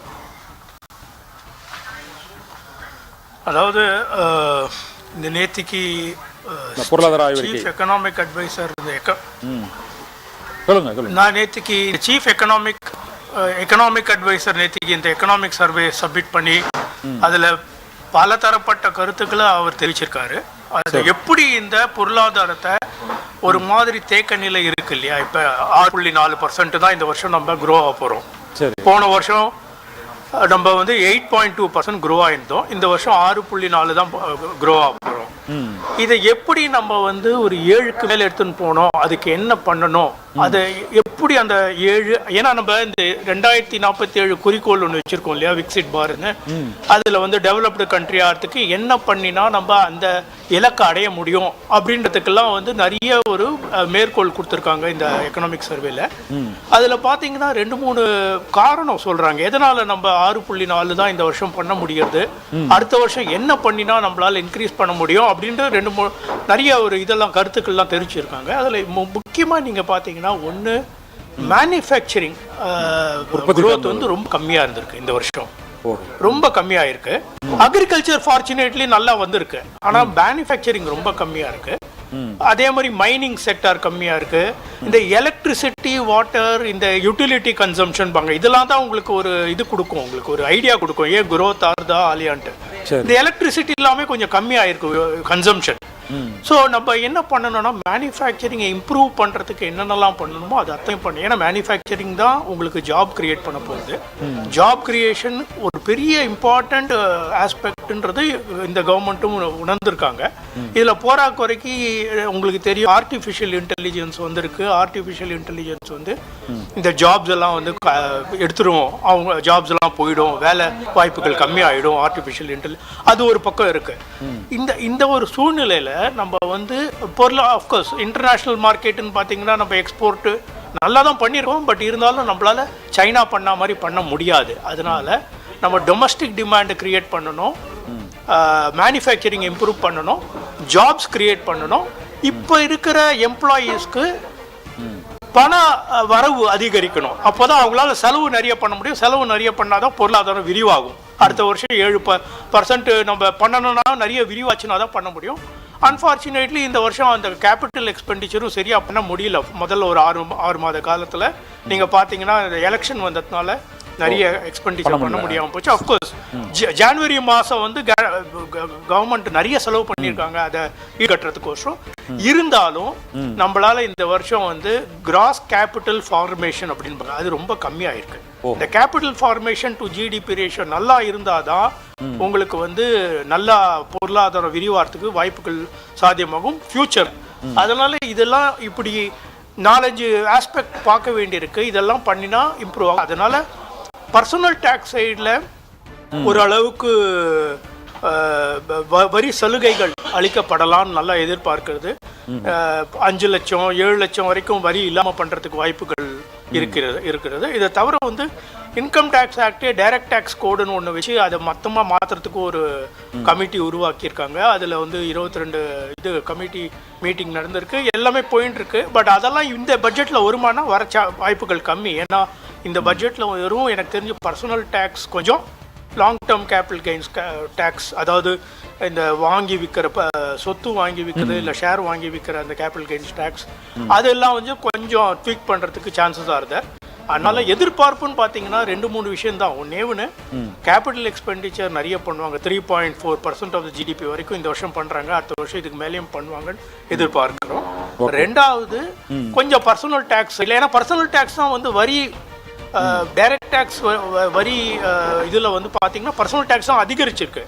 கம்பெனிலேன்னு வர டேக்ஸ், கார்பரேட் டேக்ஸ் கம்மியாயிருக்கு. அதனால அவங்களுக்கு கவர்மெண்ட்டுக்கே ஒரு இது நெருக்கடியான சிக்கல் என்னன்னா, கார்பரேட் டேக்ஸ் எவ்வளோ வரி சலுகை கொடுத்தாலும் அவங்க கார்பரேட் டேக்ஸ் அதிகமாக மாட்டேன்றது, வேற பர்சனல் டேக்ஸ் அதிகமாகுது. இதனால பர்சனல் டேக்ஸ் ஒரு 3.5 கோடி மக்களுக்கு ஒரு விதமான வரி சலுகைகள் அளிக்கப்படும் எதிர்பார்க்கிறோம். நன்றி சார், உங்களுடைய கருத்துக்களுக்கு மிக்க நன்றி. அடுத்து நம்முடைய இந்த சிறு குறு தொழில் கூட்டமைப்பை சார்ந்த ஆர்வி சாரி நம்மோடு இணைந்திருக்கிறார். சார் வணக்கம் சார். இந்த நிதிநிலை அறிக்கையை பொறுத்தவரையில் இந்த சிறு குறு தொழில்கள் வந்து கடுமையான பாதிப்பை கடந்த ஆண்டுகளில் ஏற்பட்டிருக்கிறது என்ற ஒரு புகார் மற்றும் அவர்களுடைய அந்த வருத்தம், பல்வேறு விதமான கோரிக்கைகள் மத்திய மாநில அரசுகளிடமும் அது வழங்கப்பட்டிருக்கிறது. ஆனால் அந்த பிரச்சனைகளுக்கு இந்த நிதிநிலை அறிக்கையில் வந்து நீங்கள் என்ன தீர்வை எதிர்பார்க்கீங்க? Sorry sir. அதாவது கஸ்டம்ஸ் டியூட்டியில் ஒரு எதிர்பார்ப்பு இருக்குது, ஜிஎஸ்டியில் எதிர்பார்ப்பு இருக்குது, இன்கம் டேக்ஸில் எதிர்பார்ப்பு இருக்குது. இப்போது ஜிஎஸ்டி எடுத்தோம்னா ஜிஎஸ்டியில் பெட்ரோலியம் ப்ராடக்ட்ஸோ எலக்ட்ரிசிட்டியோ இல்லை கேஸையோ ஜிஎஸ்டி வரம்புக்குள்ளே கொண்டு வந்தாங்கன்னா இதுக்கு இன்புட் டேக்ஸ் கிரெடிட் எடுத்து இதுலேருந்து காஸ்ட் ஆஃப் மேனுஃபேக்சரிங்கை கம்மி பண்ணலாம் அப்படிங்கிற எதிர்பார்ப்பு இருக்குது. இது பண்ணுறதுனால வர்த்தகம் வளரும் அண்டு வருமானமும் கவர்மெண்ட்டுக்கு இன்க்ரீஸ் ஆகும். இது ஒரு எதிர்பார்ப்பு இருக்குது. ரெண்டாவது எதிர்பார்ப்பு வந்து இன்கம் டேக்ஸில் வந்து பார்த்திங்கன்னா பர்சனல் இன்கம் டேக்ஸ் ஒன்றா இருந்தாலும் கம்பெனி இன்கம் டேக்ஸு ஸ்டார்ட் அப்ஸுக்கு 15% டேக்ஸும் கார்பரேட்ஸுக்கு 25% டேக்ஸ் இருக்குது. அதில் வந்து எம்எஸ்எம்இஸுக்கு அதை 15% கொண்டு வந்தாங்கன்னா இன்னும் கொஞ்சம் கேஷ் ஃப்ளோ நிறைய இருக்கும். இப்போ எவ்வளோ இருக்குது எம்எஸ்எம்இ? இப்போ எம்எஸ்எம்இக்கு ரெகுலராக 25% இருக்குது. இண்டிவிஜுவலாக இருந்தாங்கன்னா இட் பிகம்ஸ் அது 30 or 33 depending on the slab where there அதில் இருக்குது. பட் அதை வந்து ஒரு கன்சால்டேட் பண்ணி ஒரு ப்ரைவேட் லிமிடெட் கம்பெனிஸ்க்கு வரும்போது ஸ்டார்ட் அப்புக்கு எவ்வளோ கொடுக்குறாங்களோ அதே மாதிரி 15% கொடுத்தா நல்லாயிருக்கும் அப்படின்னு அது ஒரு சைடில் எதிர்பார்ப்பு இருக்குது. சரி. அதே மாதிரி கஸ்டம்ஸ் டியூட்டியில் ரிஃபார்ம்ஸ் பண்ணாங்கன்னா நிறைய எக்ஸ்போர்ட் பெனிஃபிட்ஸ் நிறைய இருக்கும். எக்ஸ்போர்ட்டுக்கு ஆப்பர்ச்சுனிட்டிஸ் நிறைய இருக்கும். அதில் வந்து ரா மெட்டீரியலுக்கு கஸ்டம்ஸ் டியூட்டி கம்மி பண்ணலாம், இன்டர்மீடியட்ஸுக்கு கம்மி பண்ணலாம். இப்போது நம்ம நாட்டிலேருந்து செமிகண்டக்டர் இண்டஸ்ட்ரி ஜாஸ்தி பண்ணுறோன்னு பேசிகிட்டு இருக்கிறோம். இப்போ பிசிபிஸ் எல்லாம் எக்ஸ்போர்ட்டுக்கு ஆப்பர்ச்சுனிட்டிஸ் நிறைய இருக்குது நம்ம ஊரில். அந்த மாதிரி வரும்போது அதுக்கு வேணுங்கிற ரா மெட்டீரியலுக்கு உள்ள டியூட்டிஸை கம்மி பண்ணாங்கன்னா அதில் வந்து வர்த்தகம் இன்க்ரீஸ் ஆகும். அதே மாதிரி இந்த டியூட்டி டிராபேக் ஸ்கீம் இருக்கு, அது வந்து இம்ப்ளிமெண்டேஷன்ல கொஞ்சம் சேலஞ்சஸ் இருக்கு. உடனே பைசா வர்றது இல்லை, அது கொஞ்சம் டிலே இருக்குது. அதனால கேஷ் ஃப்ளோவும் சேலஞ்சஸ் இருக்குது. இதை கன்சிடர் பண்ணி தான் நம்ம சேல் ப்ரைஸை கன்சிடர் பண்றோம். அப்படி பண்ணும்போது இதுல கொஞ்சம் ஃபாஸ்ட்டாக பண்ணாங்கன்னா அதுவும் இம்ப்ரூவ்மெண்ட் இருக்கும். அடுத்தது எம்எஸ்எம்இஸ் வந்து சேலஞ்சஸ் ஃபேஸ் பண்ணுறது ஸ்கில்லிங்கில் சேலஞ்சஸ் பண்ணுறோம். சரி. இப்போது புதுசாக ஒரு எம்ப்ளாயி எடுக்கும்போது ஸ்கில்டு மேன் பவர் நம்ம இண்டஸ்ட்ரிக்கு வேணுங்கிற மாதிரி மேன் பவர் கிடைக்கிறதுல சேலஞ்சஸ் இருக்குது. சரி. அதுக்கு கவர்மெண்ட்டில் சலுகைகள் ட்ரைனிங்க்கு கொடுத்தாங்களும் நல்லாயிருக்கும். அதே மாதிரி நம்மகிட்ட ஏற்கனவே இருக்கிற எம்ப்ளாயீஸை அப்ஸ்கில் பண்ணுறதுக்கு, ஏன்னா இன்னைக்கு வந்து டெக்னாலஜி மாறிட்டே போகுது, டிஜிட்டலைசேஷன் ஆகுது, நிறைய இது சாஃப்ட்வேர் பேஸ்டு வருது. அதுக்கெல்லாம் நம்மகிட்ட இருக்கிற எம்எஸ்எம்இஸில் இருக்கிற எம்ப்ளாயீஸ் எல்லாம் சேலஞ்சஸ் இருக்குது. அவங்களுக்கு ட்ரைனிங் கொடுக்கறதுக்கு அதுக்கு சலுகைகள் கிடச்சுன்னா அதுவும் நல்லாயிருக்கும். இதெல்லாம் பண்ணோம்னாலே எம்எஸ்எம்இஸ் க்ரோத் நல்லாயிருக்கும். பார்த்தீங்கன்னா கண்ட்ரியில் வந்து எம்எஸ்எம்இஸோட கான்ட்ரிபியூஷன் வெரி ஹை. நம்ம லார்ஜஸ்ட் எம்ப்ளாயர்ஸ் வந்து எம்எஸ்எம்இஸ் தான். அதுவும் இல்லாமல் பெரிய கம்பெனி இந்தியாவுக்கு வர்றதுக்கு காரணம் இந்த சூழ்நிலை. இந்த மாதிரி எம்எஸ்எம்இஸ்லாம் நிறைய இருக்கிறோம். எஜுகேட்டட் ஸ்கில்டு மேன் பவர் இருக்குது, இதுக்காக வர்றாங்க. ஸோ அப்படி வரும்போது எம்எஸ்எம்இஸ்க்கு சலுகைகள் நிறைய கொடுத்தாங்கன்னா வர்த்தகம் நிறைய வரும். கேபெக்ஸில் இன்வெஸ்ட்மெண்ட் வரும்னு எதிர்பார்க்குறோம். நன்றி சார். சிறு குறு தொழில் சார்ந்த பிரச்சனைகளை வந்து நீங்கள் சொன்னீங்க. இப்போ அடுத்து நம்ம இந்த தென்னிந்திய வர்த்தக சபையின் ஸ்ரீராம் பாலகிருஷ்ணன் நம்மோடு இருக்கிறார். ஸ்ரீராம் சார், இந்த தடவை இந்த வர்த்தக சபைகளில் அனைத்து துறைகளிலுமே இந்த சாட் ஜிபிடி என்று அழைக்கக்கூடிய அந்த செயற்கை நுண்ணறிவு பயன்பாடு அப்படிங்கிறதுக்கு வந்து இப்போ அது அமெரிக்காவிலிருந்து உலக நாடுகள் அனைத்திலும் அதற்கான நிதி ஒதுக்கீடு அதிகரிச்சிருக்கு. இந்த முறை அதற்கான நிதி ஒதுக்கீடு இந்த பட்ஜெட்டில் அதிகரிக்கும்னு நினைக்கிறீங்களா? அது தேவையா சார்? ஆனால் இப்போதைக்கு இந்தியாவில் செயற்கை நுண்ணறிவுக்கான நிதி ஒதுக்கீடு நம்மளோட இது ரொம்ப ஒரு அத்தியாவசியமா கேட்கறதா நான் பேசுறது? கேக்குது சார், கேட்க சொல்லுங்க. இது ஆர்டிஃபிஷியல் இன்டெலிஜென்ஸ் நீங்க கேட்கறது ஆர்டிஃபிஷியல் இன்டெலிஜென்ஸ். இது வந்து ரொம்ப ஒரு இப்போ வந்து உலக அளவியல்ல பார்த்தீங்கன்னா ரொம்ப ஒரு முக்கியமான ஒரு ஃபியூச்சரிஸ்டிக் ஒரு சொல்யூஷன் சொல்லலாம். இதில் நீங்கள் பார்த்தீங்கன்னா இப்போ வந்து சைனா வந்து ரொம்ப அட்வான்ஸ்டாக இருக்காங்க. சைனா யூஎஸ் ரெண்டு பேருமே ரொம்ப அட்வான்ஸாக இருக்காங்க. இது ஆர்டிஃபிஷியல் இன்டெலிஜென்ஸ் என்ன பண்ணுன்னா எஃபிஷியன்சி இன் ப்ரொடக்டிவிட்டி, எஃபிஷியன்சி இன் ஆப்ரேஷன்ஸ் கொண்டு வரும் எல்லா பிஸ்னஸோட ப்ராசஸ்லையும். அதனால ஆர்டிஃபிஷியல் இன்டெலிஜென்ஸை நம்ம வந்து ஒதுக்கிட்டு பொருளாதாரம் பண்ண முடியாது. ஆர்டிஃபிஷியல் இன்டெலிஜென்ஸை நம்ம பொருளாதாரத்துக்குள்ளே கொண்டு வந்து அதோட இது பல நம்ம அதிகரிக்க வேண்டும் பொருளாதாரத்தில். அப்போ தான் நம்மளால் வந்து ப்ரொடக்டிவிட்டி ஜாஸ்தியாக இருக்கும். அஃப்கோர்ஸ் அதில் ஒரு முக்கியமான ஒரு கருத்து என்ன வைப்பாங்கன்னா, ஆர்டிஃபிஷியல் இன்டெலிஜென்ஸ் கொண்டு வந்தால் வந்து வேலை வாய்ப்புகள் கம்மியாயிடும். வேலை வாய்ப்புகள், ஆமாம், வேலை வாய்ப்புகள் கண்டிப்பாக கம்மியாகும். இன்ஃபேக்ட் ஐடி துறையில் பார்த்தீங்கன்னா வேலை வாய்ப்புகளுக்கு கம்மியாகிறதுக்கு நிறைய சாத்தியக்கூறுகள் இருக்குது. அதை வந்து எல்லாருமே அக்செப்டும் பண்ணிட்டாங்க. ஏன்னா இந்த கோடிங்னு சொல்லுவாங்க ஐடி துறையில், அந்த கோடிங் கோடர்ஸ் டெவலப்பர்ஸ் இவங்களோட வேலையெல்லாம் வந்து ஆர்டிஃபிஷியல் இன்டெலிஜென்ஸே பண்ணிடும். அதனால அவங்களுக்கு வேலை வாய்ப்புகள்லாம் கம்மியாகிறதுக்கு வாய்ப்புகள் ரொம்ப ஜாஸ்தியாகவே இருக்குது. இதனால ஆனால் நீங்கள் கேட்டிங்கன்னா பயப்படுறதுக்கு எதாவது இருக்குன்னா, பயப்படுறதுக்கு ஒரு பக்கத்தில் ஒரு பயம் இருந்தால் கூட இன்னொரு பக்கம் நிறைய ஒரு ஆப்பர்ச்சுனிட்டி இருக்கு. அதனால பல ஆப்பர்ச்சுனிட்டிகள் வர வாய்ப்புகள் இருக்கு. இப்போ ஃபார் எக்ஸாம்பிள் நம்ம சைனாலையும் யூஎஸ்லையும் பார்த்தீங்கன்னா லார்ஜ் லாங்குவேஜ் மாடல் அப்படின்பாங்க, எல்எல்எம்பாங்க. அதில் தான் இந்த ஆர்டிஃபிஷியல் இன்டெலிஜென்ஸ் கிரியேட் பண்ணுறாங்க. நேற்றுக்கு பார்த்தீங்கன்னா மத்திய அமைச்சர் திரு வைஷ்ணவ் அவர் என்ன சொன்னார்னா, இந்தியாவும் வந்து அதே ஒரு லார்ஜ் லாங்குவேஜ் மாடல் பண்ண போகிறோம். நம்ம வந்து அந்த லார்ஜ் லாங்குவேஜ் மாடலில் இந்தியா சென்ட்ரிக்காக பண்ணிட்டு இந்த டேட்டா நம்மளோட இந்தியாவோட டேட்டா வந்து வெளிநாட்டுக்கு போகாத மாதிரி பார்த்துட்டு இங்கேயே அதை வச்சு பண்ணுற மாதிரி ஆர்டிஃபிஷியல் இன்டெலிஜென்ஸ் பண்ணுறதுக்கு நம்ம இது பிளான் பண்ணிட்டு இருக்கோம். ஆனால் கொஞ்சம் நம்ம தாமதப்படுத்திட்டோம், இல்லைன்னு சொல்ல முடியாது. நம்ம வந்து அட்வான்ஸ்டாக இல்லை இந்தியா ஆஸ் எ கண்ட்ரி. இருந்தாலும் நம்ம வந்து அதை விட்டுட்டு நம்மளால எதுவும் பண்ண முடியாது. ஆர்டிஃபிஷியல் இன்டெலிஜென்ஸை வச்சு தான் பண்ண முடியும். அதனால அதுக்கு உண்டான நிதி ஒதுக்கீடு இந்த பட்ஜெட்டில் இருக்கணும் அப்படின்னு நான் எதிர்பார்க்கிறேன். நன்றி சார். ஆர்டிஃபிஷியல் இன்டெலிஜென்ஸ் தொடர்பாகவும் மற்றும் நமது வர்த்தகர்களுக்கு தேவையான பல்வேறு அம்சங்கள் தொடர்பாகவும் நீங்கள் உங்கள் கருத்துக்களை தெரிவித்து மிக்க நன்றி. ஒரு சிறிய இடைவேளைக்கு பிறகு மீண்டும் பட்ஜெட் 2025-26 தொடரும்.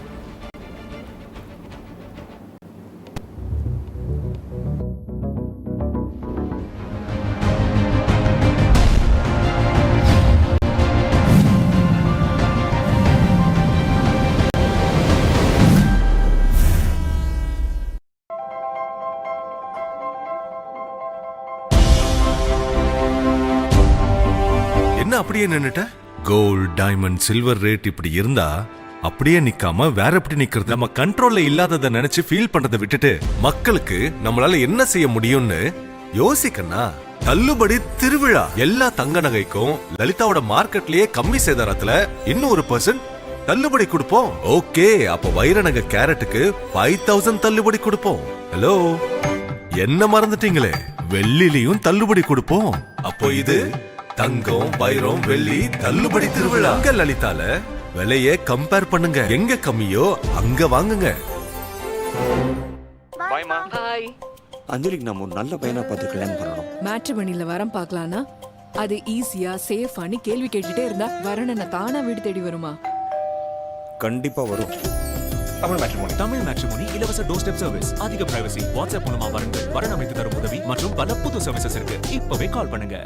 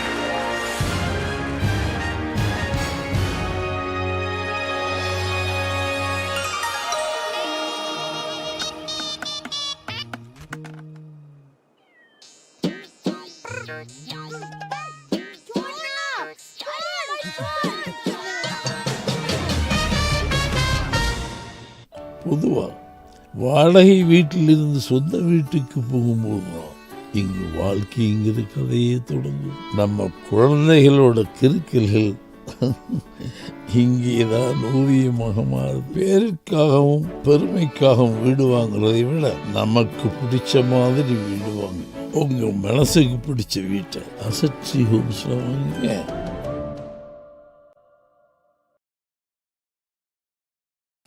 இதற்கு எவரெடி அல்டிமாவோட நீடிக்கும் பவர் அவசியம். டாய்ஸ்னால குழந்தைகளின் கற்பனை ஓடிக்கிட்டே இருக்கும். அதனால தான் இவங்க பேட்டரியும் ஓடிக்கிட்டே இருக்கணும். புதிய எவரெடி அல்டிமா பேட்டரி தான் 400% லாங்கர் லாஸ்டிங். பயோடேட்டாவை வச்சு லைஃப் பார்ட்னரை செலக்ட் பண்ண முடியுமா? இனி அந்த டென்ஷன் இல்ல. தமிழ்ஷாதி.com ஓட ஷாதி லைவ் இருக்கே. 1 மணி நேரத்துல பொருத்தமான 10 ஆன்லைன் மீட்டிங் பிடிச்ச மேட்சஸோட. Shaadi live free for all. Download now. வெள்ள வெட்டி கட்டி வெள்ள சட்டை போட்டு வீரமே நங்கண்டா ஈசோப். ஈசோப் இருக்கு, இனி இல்லை அழுக்கு. ஈசோப்.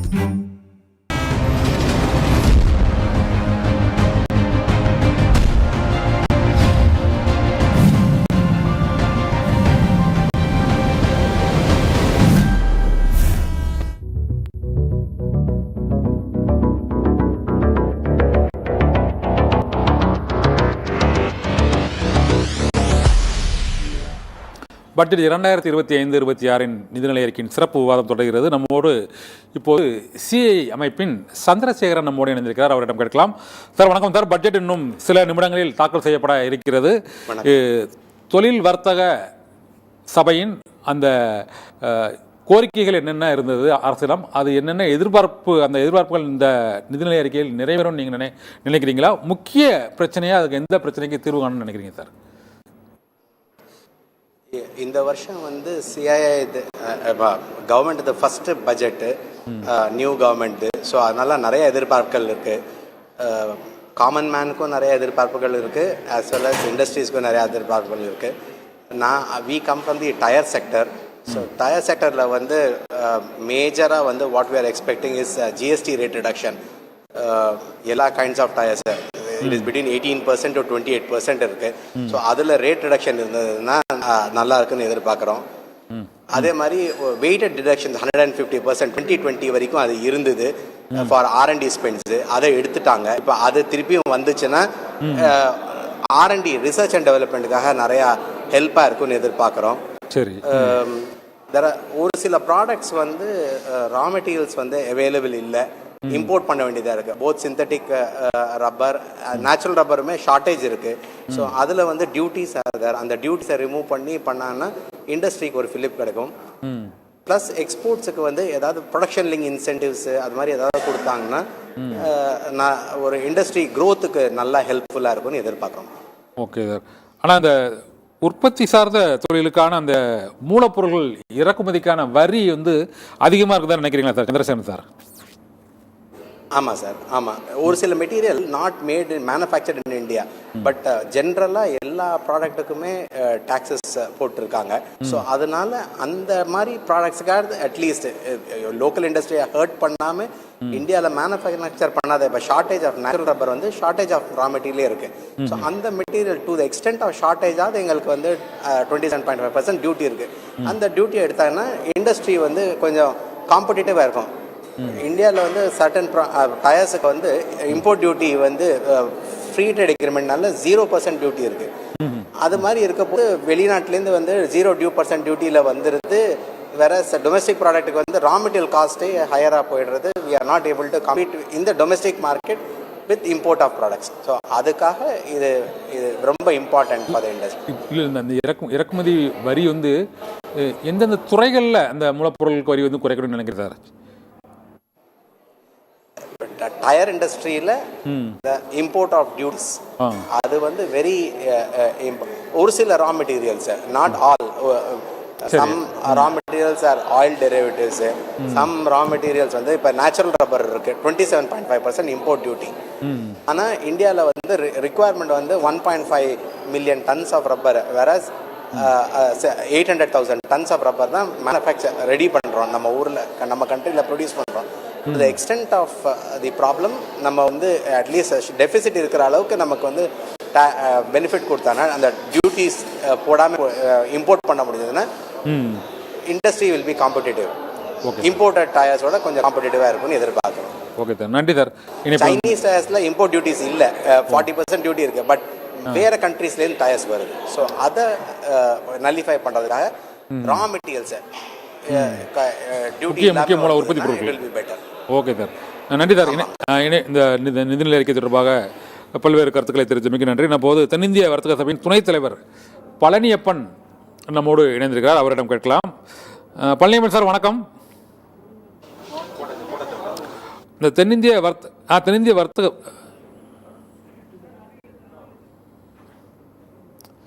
பழனியப்பன் சார் வணக்கம், கேட்குதா?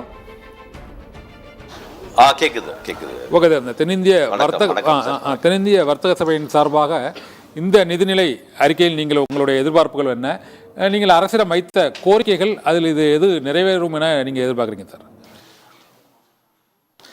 அதாவது இந்த பட்ஜெட் வந்து இந்த எலெக்ஷன் இல்லாதனால ஒரு எக்ஸ்பெக்டேஷன்ஸ் இல்லாத பட்ஜெட்டாக தான் இருக்குன்னு நினைக்கிறேன். அண்ட் டெவலப்மெண்ட் ஓரியன்ட் பட்ஜெட்டாக இருக்குன்னு எதிர்பார்க்குறோம். இது வந்து 16 lakh crores is what we expect for the இன்ஃப்ராஸ்ட்ரக்சருக்கு அலோகேஷன்ஸ். 14 லட்சம் கோடி கிடைக்கும், அலோகேட் பண்ணுவாங்கங்கிறத எதிர்பார்க்குறோம். And focus on MSME and middle class இருக்குங்கிறது எதிர்பார்க்குறோம். Okay sir. இல்லை, நான் என்ன கேட்குறேன்னா, நீங்கள் இந்த தென்னிந்திய வர்த்தக சபையின் சார்பாக இந்த தொழில் உற்பத்தியாளர்கள் மற்றும் இந்த வர்த்தக அமைப்பினர் வந்து எதிர்கொள்ளக்கூடிய பிரச்சனைகள், அரசு சார்ந்த நிறுவனங்களிடம் அந்த வரி விதிப்பு மற்றும் கட்டுப்பாடுகள், இது தொடர்பாக நீங்கள் எதிர்கொண்ட சிக்கல்கள், அதற்கு என்ன தீர்வு எதுவும் எதிர்பார்த்தீங்களா சார்? அதற்கு அறிவிப்புகள் எதுவும் இதில் இருக்குன்னு எதிர்பார்க்கீங்களா? அதான் கேட்குறேன் உங்கள்கிட்ட. அதாவது இது வந்து ரிஃபார்ம்ஸ் டெஃபினட்டாக கொஞ்சம் ரிஃபார்ம் ஓரியன்டாக தான் இருக்குன்னு நினைக்கிறேன். பிகாஸ் ஜிஎஸ்டி ரிஃபார்ம்ஸும் கொஞ்சம் வரும் தான் எதிர்பார்க்குறோம். பிகாஸ் இதில் வந்து எம்எஸ்எம்இக்கு உள்ள ரிஃபார்ம்ஸுக்கு வரும். இன்னும் கிளியரன்ஸஸ், சிங்கிள் விண்டோ சிஸ்டம்ஸ், அதெல்லாம் வந்து டெஃபினட்டாக வந்து ஸோ தொழில் எம்எஸ்எம்இ தொழில் வளர்ச்சிக்கு என்னென்ன ஹெல்ப் பண்ணுமோ டெஃபினட்டாக இதில் இருக்குங்கிறத எதிர்பார்க்குறோம். இந்த நிதிநிலை அறிக்கையை பொறுத்தவரை வந்து இந்த தொழில் நிறுவனங்கள் ஒவ்வொரு தொழில்துறையினரும் நீங்கள் வழக்கமாக இந்த ஜிஎஸ்டி வரி விதிப்பால் ஏற்படக்கூடிய சிக்கல்கள் பற்றி இப்போ சொன்னீங்க. ஆனால் அந்த ஜிஎஸ்டி வரி விதிப்புக்கான சிக்கல்களுக்கு தீர்வு காணுவதற்கு இந்த நிதிநிலை அறிக்கையில் காண முடியாது. அது ஜிஎஸ்டி கவுன்சில் மூலமாக தான் அந்த முடிவுகள் வந்து எடுக்கப்பட்டு அறிவிக்கப்பட்டு வருகிறது. இருந்த போதிலும் இந்த சில பொருள்களுக்கான அந்த விலக்கு மற்றும் வரி குறைப்பு ஆகியவற்றான அறிவிப்பு என்ன இருக்கணும்னு எதிர்பார்க்குறீங்க சார்? ஜிஎஸ்டி வரி விதிப்பில் எந்த துறையை சார்ந்து அந்த வரி குறைப்பு இருக்கணும்னு நீங்கள் நினைக்கிறீங்க சார்? பழனியப்பன். இல்லை, ஜிஎஸ்டியோட ரிஃபார்ம்ஸ் வந்து இதில் வந்து டைரக்ஷன் நமக்கு கிடைக்கும். அதாவது ஜிஎஸ்டியோட என்ன வரி ஏற்றுறதோ குறைக்கிறதோ வந்து ஜிஎஸ்டி கவுன்சிலில் பண்ணாலும் இதுலேருந்து ஒரு பட்ஜெட்லேயும் ஒரு டைரக்ஷன் கிடைக்கும். எந்த டைரக்ஷனில் ஜிஎஸ்டி ரிஃபார்ம் வருங்கிறது நமக்கு கிடைக்கும் இந்த பட்ஜெட்டில். நன்றி சார். இணைப்பில் வந்து பல்வேறு தகவல்களை இந்த நிதிநிலை அறிக்கை தொடர்பாக தெரிவித்தமைக்கு நன்றி. இப்போது நாடாளுமன்றத்தில் நிதியமைச்சர் நிர்மலா சீதாராமன் 2025-26 ஆண்டுக்கான நிதிநிலை அறிக்கையை தாக்கல் செய்கிறார். அந்த காட்சிகளை இப்போது நாம் பார்க்கலாம்.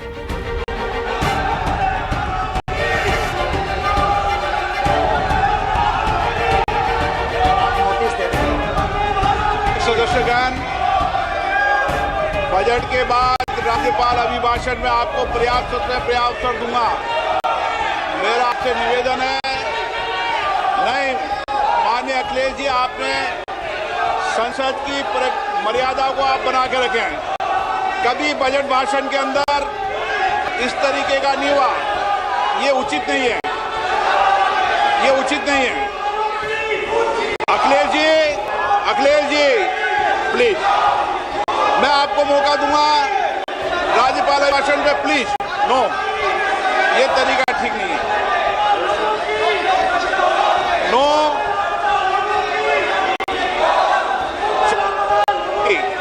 राज्यपाल अभिभाषण पे चर्चा होगी. नो तरीका. Honorable Speaker, I present the budget for 25-26. This budget continues our government's efforts to A. Accelerate growth, B. Secure inclusive development, C. Invigorate private sector investments, D. Uplift household sentiments, and E. Enhance spending power of India's rising middle class. Together, we embark on a journey to unlock our nation's tremendous potential for greater prosperity and global positioning under the leadership of Honorable Prime Minister Shri Narendra Modi. As we complete the first quarter of the 21st century, continuing geopolitical headwinds suggest lower global economic growth over the medium term.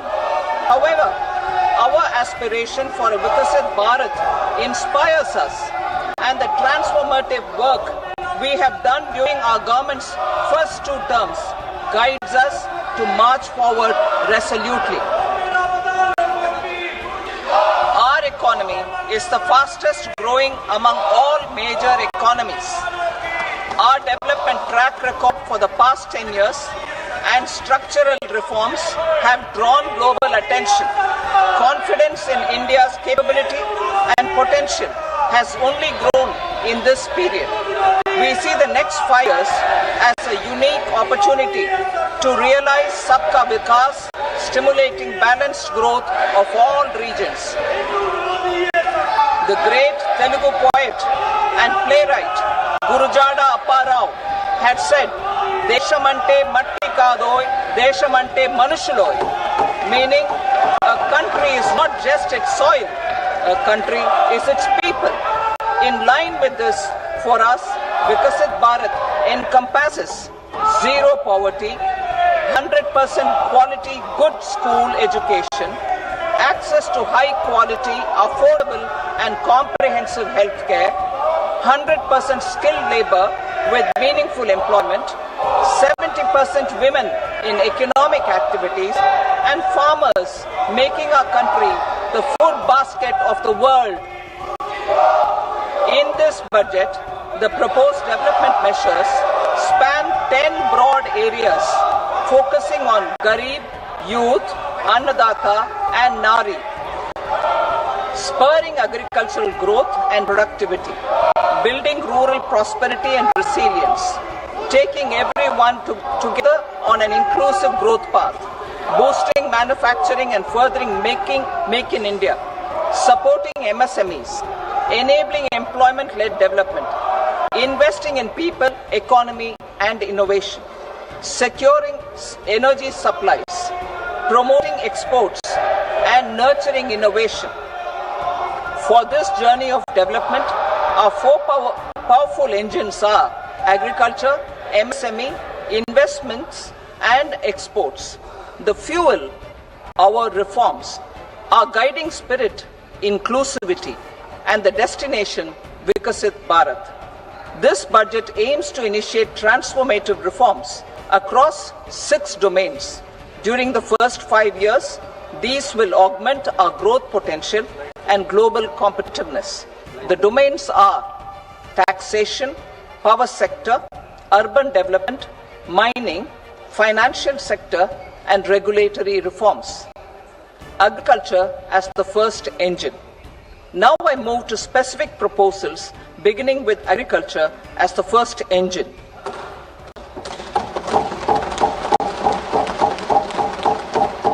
Prime Minister Dhan Dhanya Krishi Yojana, Developing Agri-Districts Program. Motivated by the success of the Aspirational District Program, our government will undertake a Prime Minister Dhan Dhanya Krishi Yojana in partnership with states. Through the convergence of existing schemes and specialized measures, the program will cover 100 districts with low productivity, moderate crop intensity, and below average credit parameters. It aims to 1. Enhance agricultural productivity, 2. Adopt crop diversification and sustainable agricultural practices, 3. Augment post-harvest storage at the panchayat and block level, 4. Improve irrigation facilities, and 5. Facilitate availability of long-term and short-term credit. This program is likely to help 1.7 crore farmers. Building rural prosperity and resilience. A comprehensive multi-sectoral rural prosperity and resilience program will be launched in partnership with the states. This will address underemployment in agriculture through skilling, investment, technology, and invigorating the rural economy. The goal is to generate ample opportunities in rural areas so that migration is an option but not a necessity. The program will focus on rural women, young farmers, rural youth, marginal and small farmers, and landless families. The details are in Annexure A. Domestic best practices will be incorporated, and appropriate technical and financial assistance will be sought from multilateral development banks. In phase 1, 100 developing agri-districts will be covered. Atmanirbharta in pulses. Our government is implementing the National Mission for Edible Oil Seed for achieving Atmanirbharta in edible oils. Our farmers have the capability to grow enough for our needs and more. 10 years ago, we made concerted efforts and succeeded in achieving near self-sufficiency in pulses. Farmers responded to the need by increasing the cultivated area by 50%, and government arranged for procurement and remunerative prices. Since then, with rising incomes and better affordability, our consumption of pulses has increased significantly. Our government will now launch a 6-year mission for Atmanirbharta in pulses with a special focus on Tur, Urad and Masoor. Details are in Annexure B. Central agencies such as NAFED and NCCF will be ready to procure these 3 pulses as much as offered during the next 4 years from farmers who register with these agencies and enter into agreements. Comprehensive program for vegetables and fruits. It's encouraging that our people are increasingly becoming aware of their nutritional needs. It is a sign of a society becoming healthier. With rising income levels, the consumption of vegetables, fruits, and Shri Anna is increasing significantly. A comprehensive program to promote production, efficient supplies, processing, and remunerative prices for farmers will be launched in partnership with the states. Appropriate institutional mechanisms for implementation and participation of farmer producer organizations and cooperatives will be set up. Makhana board in Bihar. For this, there is a special opportunity for the people of Bihar. A Makhana board will be established in the state to improve production, processing, value addition, and marketing of Makhana. The people engaged in these activities will be organized into FPOs. The board will provide hand-holding and training support to Makhana farmers and will also work to ensure they receive the benefits of all relevant government schemes. A national mission on high-yielding seeds will be launched, aimed at 1. Strengthening research ecosystem, 2. Targeted development and propagation of seeds with high yield, pest resistance, and climate resilience, and 3. Commercial availability of more than 100 seed varieties released since July 2024. India ranks second largest globally in fish production and marine sector. Our government will bring in an enabling framework for sustainable harnessing of fisheries from Indian exclusive economic zone and high seas, with a special focus on the Andaman and Nicobar and Lakshadweep Islands. For the benefit of lakhs of cotton growing farmers, I am pleased to announce a mission for cotton productivity. This 5-year mission will facilitate significant improvements in productivity and sustainability of cotton farming and promote extra long staple cotton varieties. The best of science and technology support will be provided to farmers. Aligned with our integrated 5F vision for the textile sector, this will help in increasing incomes of the farmers and ensure a steady supply of quality cotton for rejuvenating India's traditional textile sector. Kisan credit cards facilitate short-term loans for 7.7 crore farmers, fishermen, and dairy farmers. The loan limit under modified interest subvention scheme will be enhanced from 3 lakh rupees to 5 lakh rupees for loans taken through the KCC. For Atmanirbharta in urea production, our government had reopened 3 dormant urea plants in the eastern region. To further augment urea supply, a plant with annual capacity of 12.7 lakh metric tons will be set up at Namrup in Assam.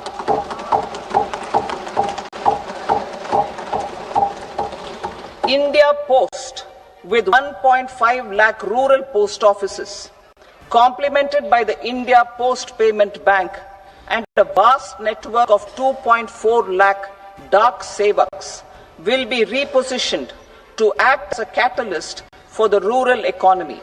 Details are at Annexure C. India Post will also be transformed as a large public logistics organization. This will meet the rising needs of Vishwakarmas, new entrepreneurs, women, self-help groups, MSMEs and the large business organizations. Our government will provide support to NCDC for its lending operations for the cooperative sector. MSMEs as the second engine. Now I move to MSMEs as the second engine, which encompasses manufacturing and services with a focus on MSMEs numbering 5.7 crores. Currently, over 1 crore registered MSMEs, employing 7.5 crore people and generating 36% of our manufacturing, have come together to position India as a global manufacturing hub. With their quality products, these MSMEs are responsible for 45% of our exports. To help them achieve higher efficiencies of scale, technological upgradation, and better access to capital, the investment and for classification of all MSMEs will be enhanced to 2.5 and 2 times respectively. This will give them the confidence to grow and generate employment for our youth. The details are given in Annexure D.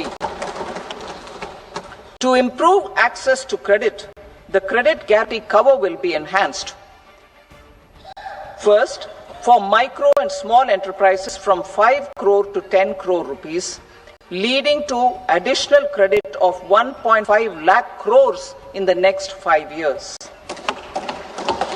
Second, for startups from 10 crore rupees to 20 crore rupees, with the guarantee fee being moderated to 1% for loans in 27 focus sectors which are important for Atmanirbhar Bharat. And for well-run exporter MSMEs, for term loans up to 20 crore rupees. Also for the micro enterprises, we will introduce customized credit cards with a 5 lakh rupee limit for micro enterprises registered on Udyam portal. In the first year, 10 lakh such cards will be issued. Fund of funds for startups. The alternate investment fund, AIFs, for startups have received commitments of more than 91,000 crores rupees. These are supported by the fund of funds set up with the Government of India's contribution of 10,000 crore rupees. Now, a new fund of funds with expanded scope and a fresh contribution of another 10,000 crore rupees will be set up. ஓஹோ, இந்த பாத வெடிப்பு ஏன் போக மாட்டேங்குது? வழங்குகிறோம் beat. இதன் Manuka honey கொண்ட ஃபாஸ்ட் அப்சார்ப்ஷன் ஃபார்முலா பாத வெடிப்புக்கு ஈரப்பதத்தை வழங்கி முழுமையாக மென்மையாக்கும், அதுவும் ஒரே நாள்ல. வீடு சூப்பர், டைல் செலக்ஷன் எக்ஸலென்ட். அது கேஏஜி டைல். எந்த டைல்ஸ் போட்டா என்ன மாம்ஸ், நம்பர் 1 குவாலிட்டியை நம்ம பட்ஜெட்ல கேஏஜி தவிர யாரால தர முடியும்? KAG tiles. இது பேர் இல்ல, பெருமை. பல்கூச்சத்திலிருந்து உடனடி நிவாரணம் பெறுங்கள் சென்சோடைன் ராபிட் ரிலீஃபுடன். பொதுவா வாடகை வீட்டிலிருந்து சொந்த வீட்டுக்கு போகும்போது இங்கு வாழ்க்கைங்கிற கதையே தொடங்கும். நம்ம குழந்தைகளோட கிறுக்கல்கள் இங்கேதான் ஓவியமாக மாறும். பேருக்காகவும் பெருமைக்காகவும் வீடு வாங்குறதை விட நமக்கு பிடிச்ச மாதிரி வீடு வாங்க. உங்க மனசுக்கு பிடிச்ச வீட்டை அசட்சி ஹோம்ஸ்ல வாங்குங்க.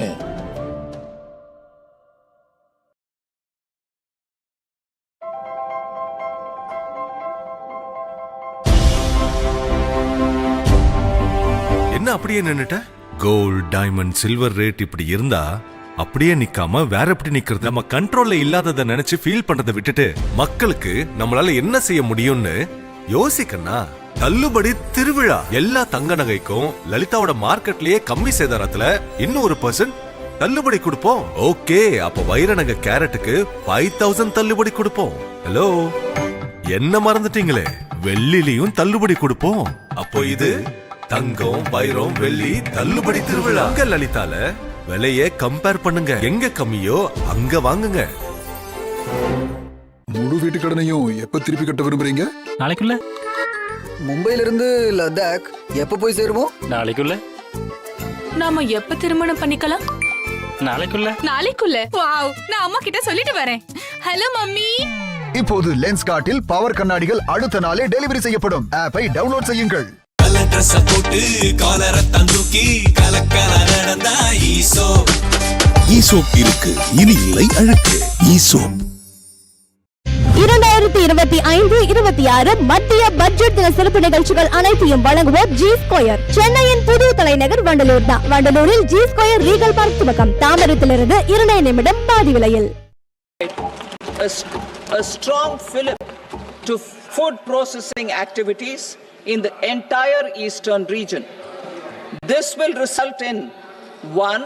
Enhanced income for the farmers through value addition to their produce, and 2. Skilling entrepreneurship and employment opportunities for the youth. Manufacturing mission, furthering Make in India. Our government will set up a national manufacturing mission covering small, medium and large industries for furthering Make in India by providing policy support, execution roadmaps, governance and monitoring framework for central ministries and states. Details are in Annexure E. Given our commitment to climate-friendly development, the mission will also support clean tech manufacturing.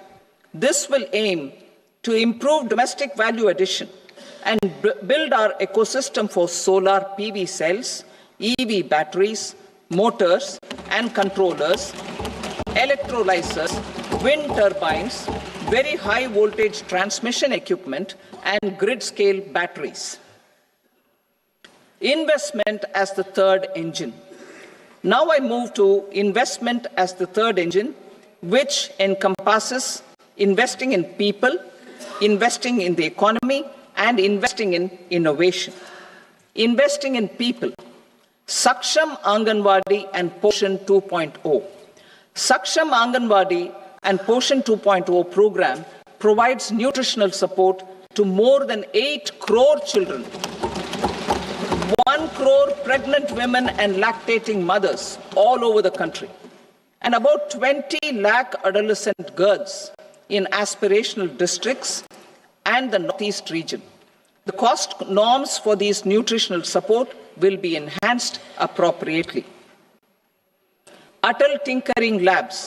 50,000 Atal Tinkering Labs will be set up in government schools in the next 5 years to cultivate the spirit of curiosity and innovation and foster a scientific temper among young minds. Broadband connectivity to government secondary schools and PHCs. Broadband connectivity will be provided to all government secondary schools and primary health centers in rural areas under the BharatNet project. Bharatiya Bhasha Pustak scheme. We propose to implement a Bharatiya Bhasha Pustak scheme to provide digital form Indian language books for schools and for higher education. July 24 budget. 5 national centers of excellence for skilling will be set up with global expertise and partnerships to equip our youth with the skills required for Make for India, Make for the World manufacturing. The partnership will cover curriculum design, training of trainers and a skills certification framework and periodic reviews. Expansion of capacity in IITs. Total number of students in 23 IIT trainers and a skills certification framework and periodic reviews. Expansion of capacity in IITs. Total number of students in 23 IITs has increased 100% from 65,000 to 1.35 lakh in the past 10 years.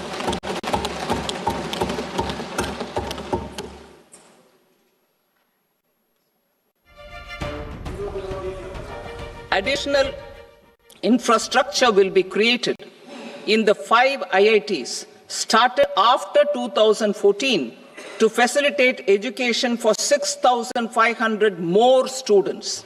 Hostel and other infrastructure capacity at IIT Patna will also be expanded.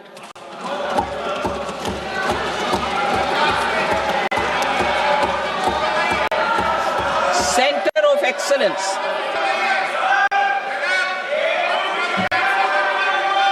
Center of Excellence in AI for Education. I had announced 3 centers of excellence in artificial intelligence for agriculture, health, and sustainable cities in 2023. Now a center of excellence in artificial intelligence for education will be set up with a total outlay of 500 crores. Expansion of medical education. Our government has added almost 1.1 lakh undergraduate and postgraduate medical education seats in 10 years, an increase of 130%. In the next year, 10,000 additional seats will be added in medical colleges and hospitals towards the goal of adding 75,000 seats in the next 5 years. Daycare cancer centers in all district hospitals. Our government will facilitate setting up of daycare cancer centers in all district hospitals in the next 3 years. 200 centers will be established in 25-26 itself. Strengthening urban livelihoods. Our government has been giving priority to assisting urban poor and vulnerable groups. A scheme for socio-economic upliftment of urban workers will be implemented to help them improve their incomes, have sustainable livelihoods, and a better quality of life. PM Swanidhi scheme has benefited more than 68 lakh street vendors, giving them respite from high-interest informal sector loans. Building on this success, the scheme will be revamped with enhanced loans from banks, UPI-linked credit cards with 30,000 rupees limit, and capacity building support. Social Security scheme for welfare of online platform workers. Gig workers of online platforms provide great dynamism to the new age services economy. Recognizing their contribution, our government will arrange for their identity cards and registration on the e-Shram portal. They will be provided health care under PM Jan Arogya Yojana. This measure is likely to assist nearly 1 crore gig workers.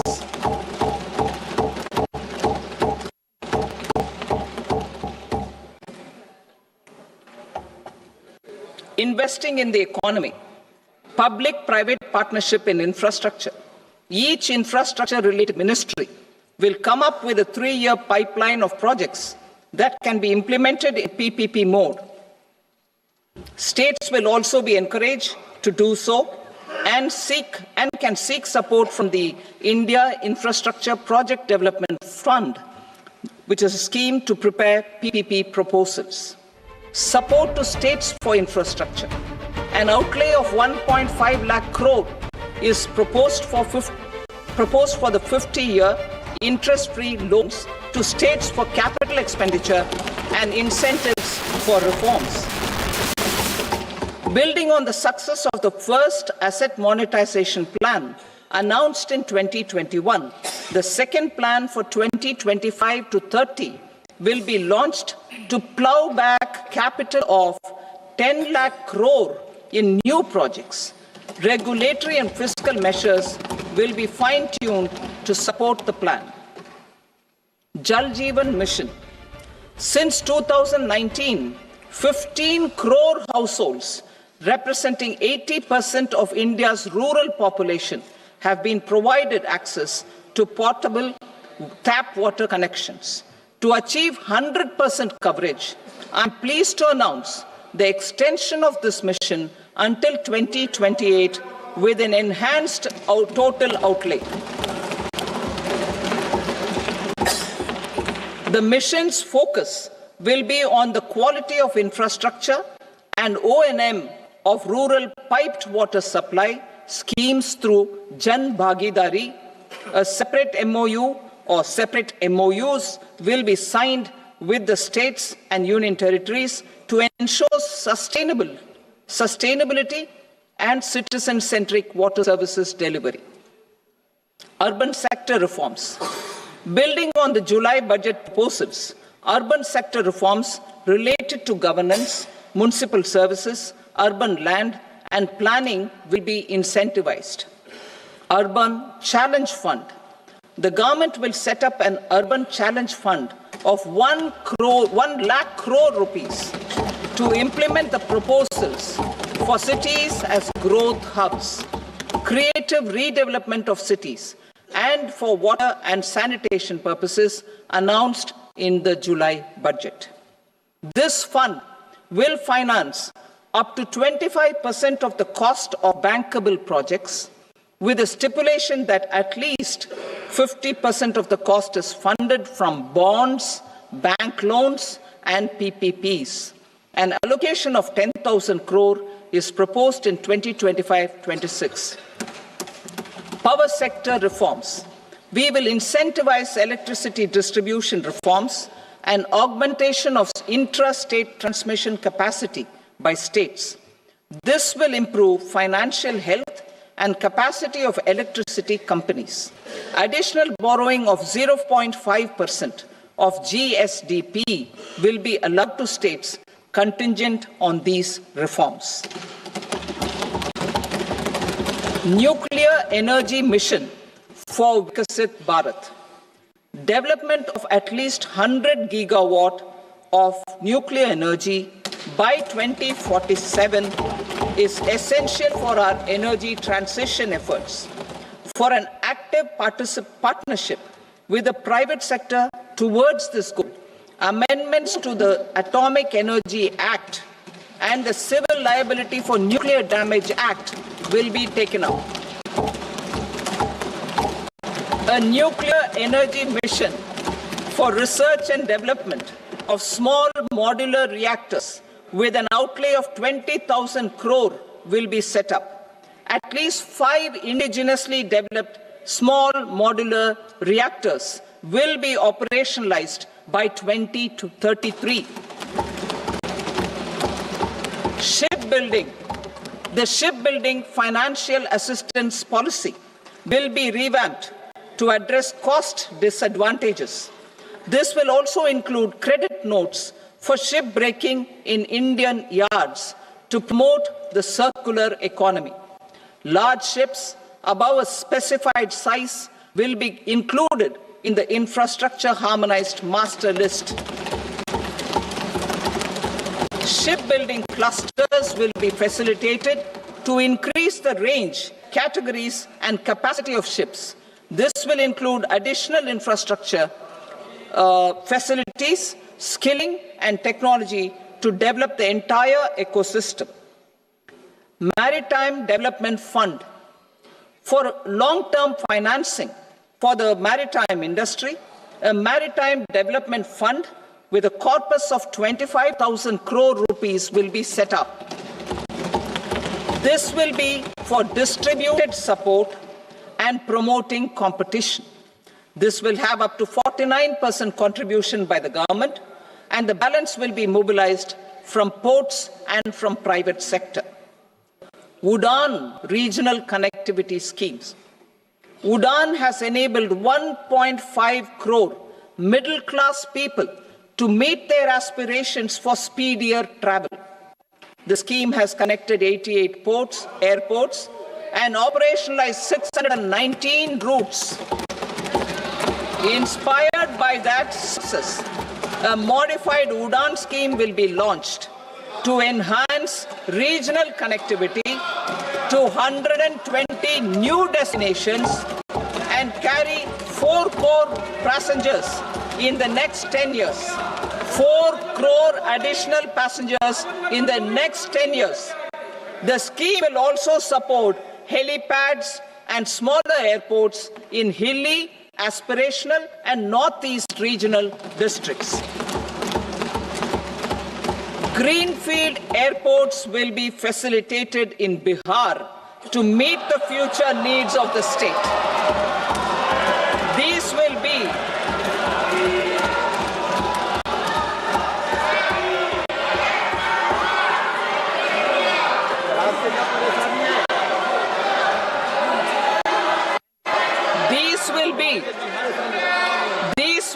in addition to the expansion of the capacity of Patna Airport and a brownfield airport in Beta. Western Kosi Canal project in Mithilanchal. Financial support will be provided for the Western Kosi Canal ERM project, benefiting a large number of farmers, cultivating over 50,000 hectares of land in the Mithilanchal region of Bihar. Mining sector reforms, including those for minor minerals, will be encouraged through sharing of best practices and institutions of a state mining index. A policy for recovery of critical minerals from tailings will be brought out.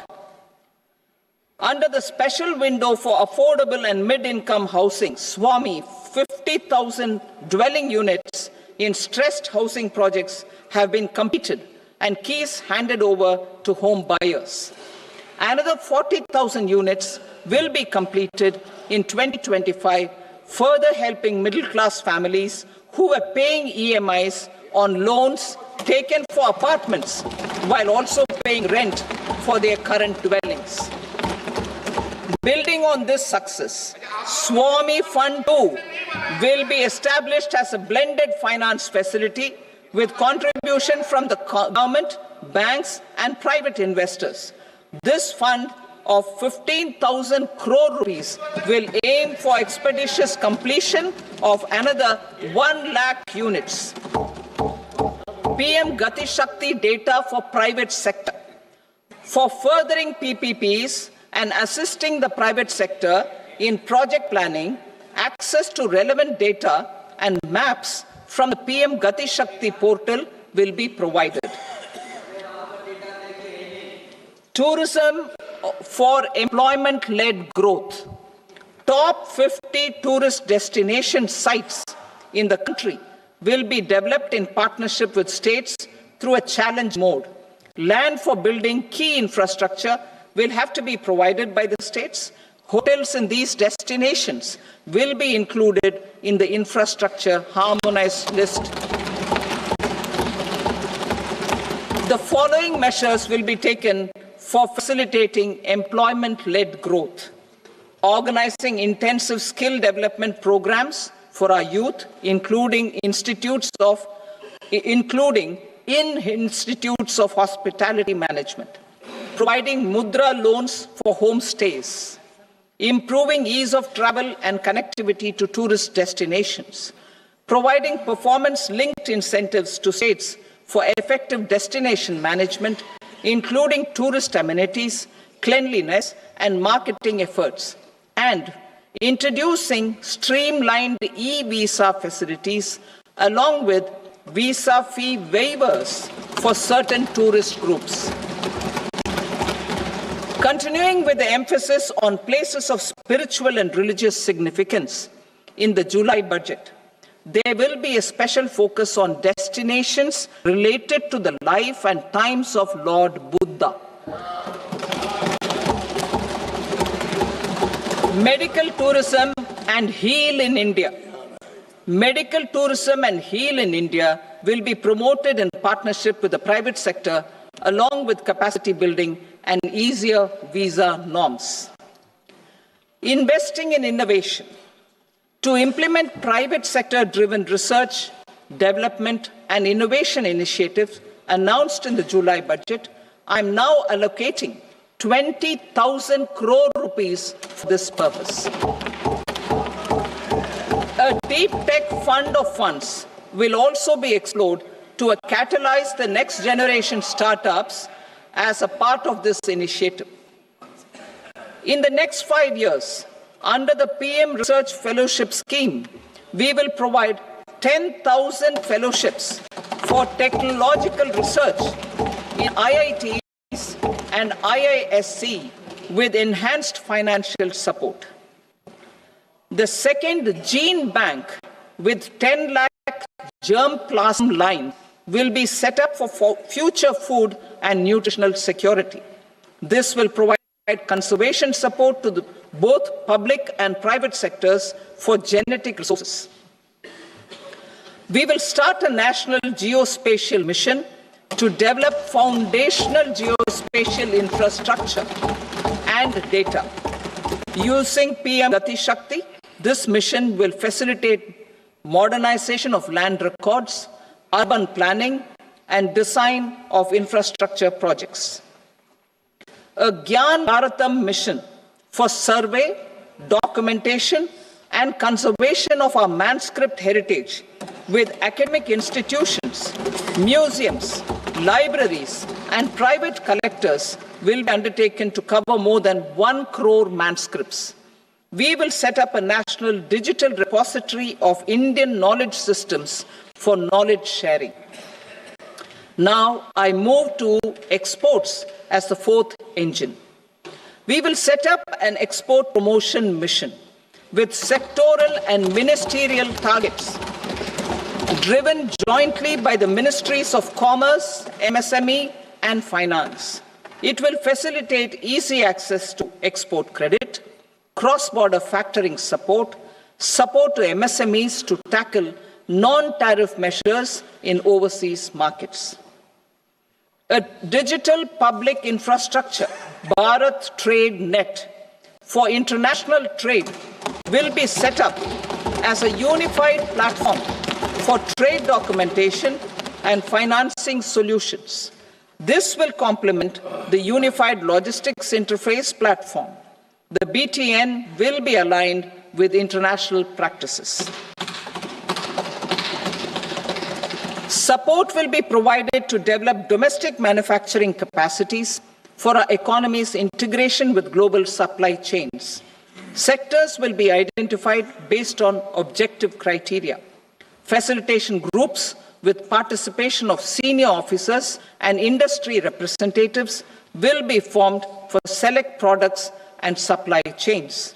Through this, there are huge opportunities related to Industry 4.0, which needs high skills and talent.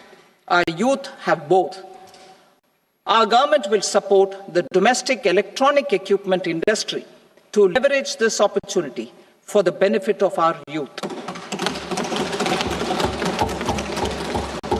A national framework will be formulated as guidance to states for promoting global capability centers in emerging Tier 2 cities. This will suggest measures for enhancing availability of talent and infrastructure, building bylaw reforms, and mechanisms for collaboration with industry.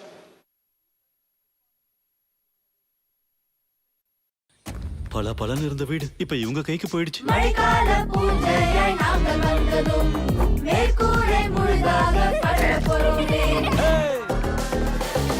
நம்பிக்கைப்படுகின்ற காலம் வந்ததே, பூஞ்சையின் பேச்சுக்கு வேலை இல்லையே, 10 ஆண்டு பொலிவுடன் அழகாய் விளிர. Berger weather coat long life, நீண்ட காலம் நீடிக்கும்.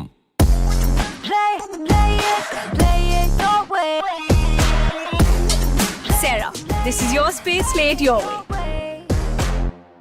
வெள்ள வெட்டி கட்டி வெள்ள சட்டை போட்டு வீரமே நடந்தா ஈசோ. ஈசோப் இருக்கு, இனி இல்லை அழுக்கு. ஈசோப். பொதுவா வாடகை வீட்டிலிருந்து சொந்த வீட்டுக்கு போகும்போதுதான் இங்கு வாழ்க்கைங்கிற கதையே தொடங்கும். நம்ம குழந்தைகளோட கிறுக்கல்கள் இங்கேதான் ஓவியமாக மாறுது. பேருக்காகவும் பெருமைக்காகவும் வீடு வாங்குறதை விட நமக்கு பிடிச்ச மாதிரி வீடு வாங்க. உங்க மனசுக்கு பிடிச்ச வீட்டை அசச்சி ஹோம்ஸ்ல வாங்குங்க.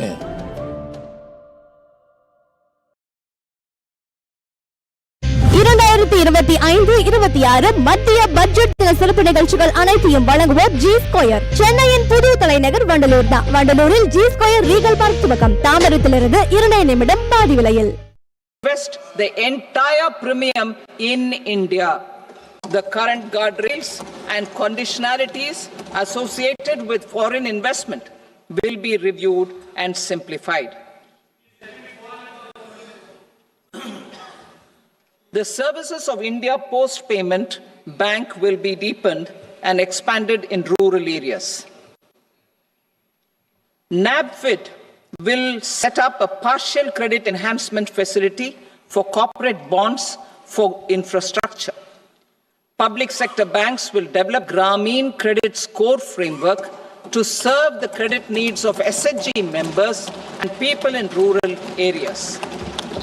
A forum for regulatory coordination and development of pension products will be set up. To implement the earlier announcement on simplifying the KYC processes, the revamped Central KYC registry will be rolled out in 2025. We will also implement a streamlined system for periodic updating. Requirements and procedures for speedy approval of company mergers will be rationalized. The scope for fast-track mergers will also be widened and the process made simpler. As proposed in the interim budget, we signed bilateral investment treaties with 2 countries in 2024 to encourage sustained foreign investment, and in the spirit of First Develop India, the current model BIT will be revamped and made more investor-friendly. In the last 10 years, in several aspects, including financial and non-financial, our government has demonstrated a steadfast commitment to ease of doing business. We are determined to ensure that our regulations must keep up with technological innovations and global policy developments. A light touch regulatory framework based on principles and trust will unleash productivity and employment. Through this framework, we will update regulations that were made under old laws. To develop this modern, flexible, people-friendly, and trust-based regulatory framework appropriate for the 21st century, I propose 4 specific measures. A high-level committee for regulatory reforms will be set up for a review of all non-financial sector regulations, certifications, licenses, and permissions. The committee will be expected to make recommendations within a year. The objective is to strengthen trust-based economic governance and take transformational measures to enhance ease of doing business, especially in matters of inspection and compliance. States will be encouraged to join in this endeavor. An investment friendliness index of states will be launched in 2025 to further the spirit of competitive, cooperative federalism.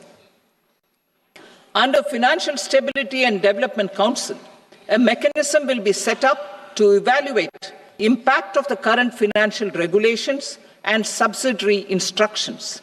It will also formulate a framework to enhance their responsiveness and development of the financial sector.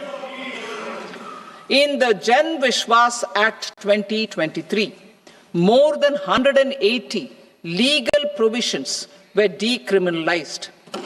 Our government will now bring up the Jan Vishwas Bill 2.0 to decriminalize more than 100 provisions in various laws.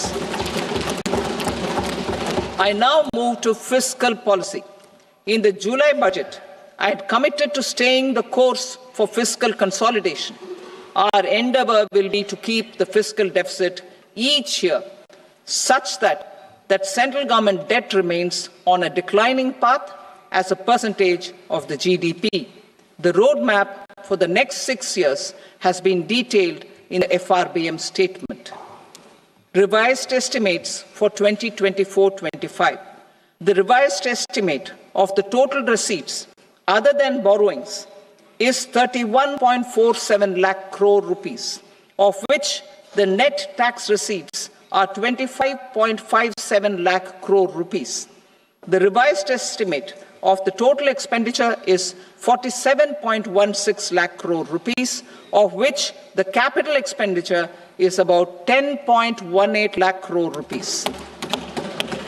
The revised estimate of the fiscal deficit is 4.8% of the GDP.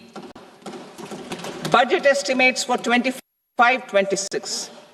Coming to 25-26, the total receipts other than borrowings and total expenditure are estimated at 34.96 lakh crore rupees and 50.65 lakh crore rupees respectively.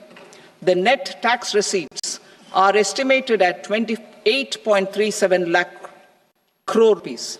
The fiscal deficit is estimated to be 4.4% of GDP.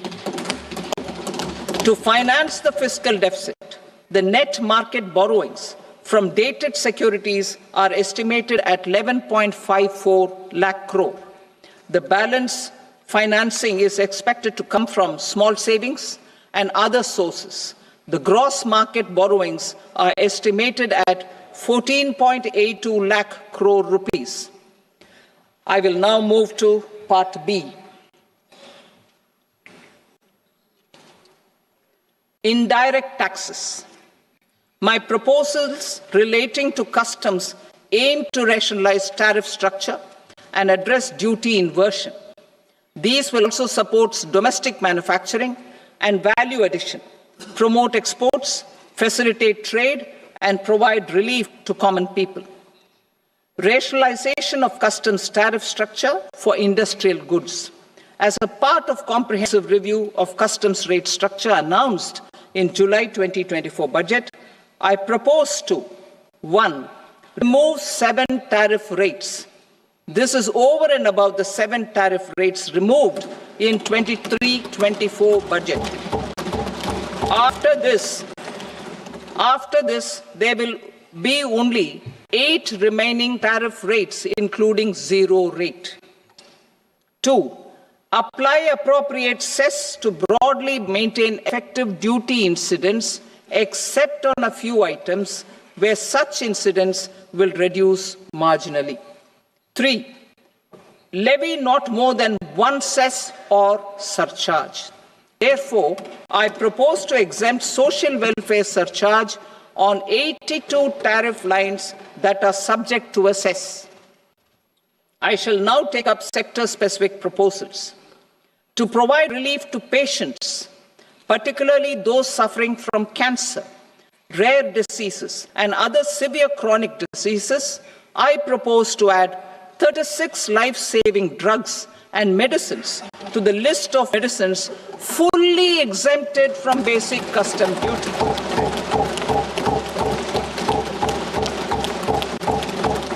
I also propose to add 6 life-saving medicines to the list attracting concessional custom duty of 5%. Full exemption and concessional duty will also respectively apply on the bulk drugs for manufacture of the above. Specified drugs and medicines under patient assistance programs run by the pharmaceutical companies are fully exempt from BCD, provided the medicines are supplied free of cost to the patients. I propose to add 37 more medicines along with 13 new patient assistance programs. Support to domestic manufacturing and value addition. Critical minerals. In the July 2024 budget, I had fully exempted BCD on 25 critical minerals that are not domestically available. I had also reduced BCD of 2 other such minerals to provide a major fillip to their processing, especially by MSMEs. Now, I propose to fully exempt cobalt powder and waste, the scrap of lithium-ion battery, lead, zinc, and 12 more critical minerals. This will help secure their availability for manufacturing in India and promote more jobs for our youth. To promote domestic production of technical textile products such as agro-textiles, medical textiles, and geotextiles at competitive prices, I propose to add 2 more types of shuttle-less looms to the list of fully exempted textile machinery. I also propose to revise the BCD rate on knitted fabrics covered by 9 tariff lines from 10 or 20 to 20% or 115 rupees per kg, whichever is higher. Electronic goods. In line with our Make in India policy and to rectify inverted duty structure, I propose to increase the BCD on interactive flat panel display from 10% to 20% and reduce the BCD to 5% on open cell and other components. In 23-24 budget, for the manufacture of open cells of LCD, LED TVs, I had reduced the BCD on parts of open cells from 5% to 2.5%. To further boost the manufacture of such open cells, the BCD on these parts will now stand exempted. Lithium-ion battery. To the list of exempted capital goods, I propose to add 35 additional capital goods for EV battery manufacturing and 28 additional capital goods for mobile phone battery manufacturing. This will boost domestic manufacture of lithium-ion batteries, both for mobile phones and for electric vehicles. Shipping sector. Considering that shipbuilding has a long gestation period, I propose to continue the exemption of BCD on raw materials, components, consumables, or parts for the manufacture of ships for another 10 years.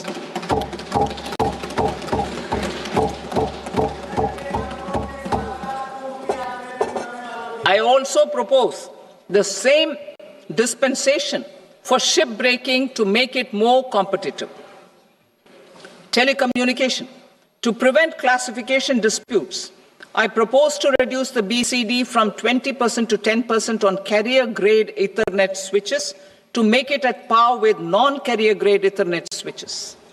Export promotion. To facilitate exports of handicrafts, I propose to extend the time period for export from 6 months to 1 year, further extendable by another 3 months if required. I also propose to add 9 items to the list of duty-free inputs. Leather sector. I propose to fully exempt BCD on wet blue leather to facilitate imports for domestic value addition and employment. I also propose to exempt crust leather from 20% export duty to facilitate exports by small tanners. Marine products. To enhance India's competitiveness in the global seafood market, I propose to reduce BCD from 30% to 5% on frozen fish paste, surimi, for manufacture and export of its analog products. I also propose to reduce BCD from 15% to 5% on fish hydrolysates for manufacture of fish and shrimp feed. In July 2024 budget, to promote development of domestic MROs for aircraft and ships, I had extended the time limit for export of foreign origin goods that were imported for repairs from 6 months to 1 year and further extendable by 1 year. I now propose to extend the same dispensation for railway goods. Time limit for provisional assessment. Presently, the Customs Act 1962 does not provide any time limit to finalize provisional assessments, leading to uncertainty and cost to trade. As a measure of promoting ease of doing business, I propose to fix a time limit of 2 years, extendable by a year, for finalizing the provisional assessment.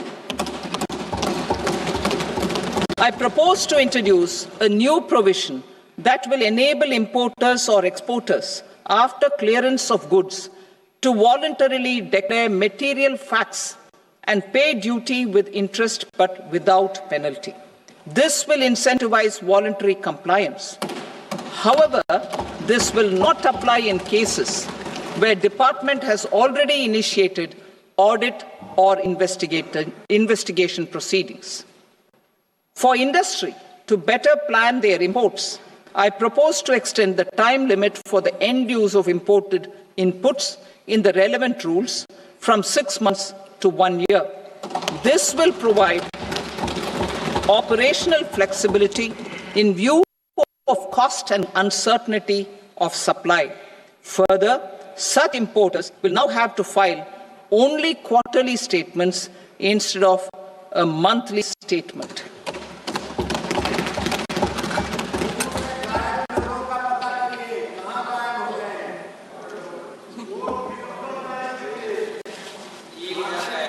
I now come to my direct tax proposals.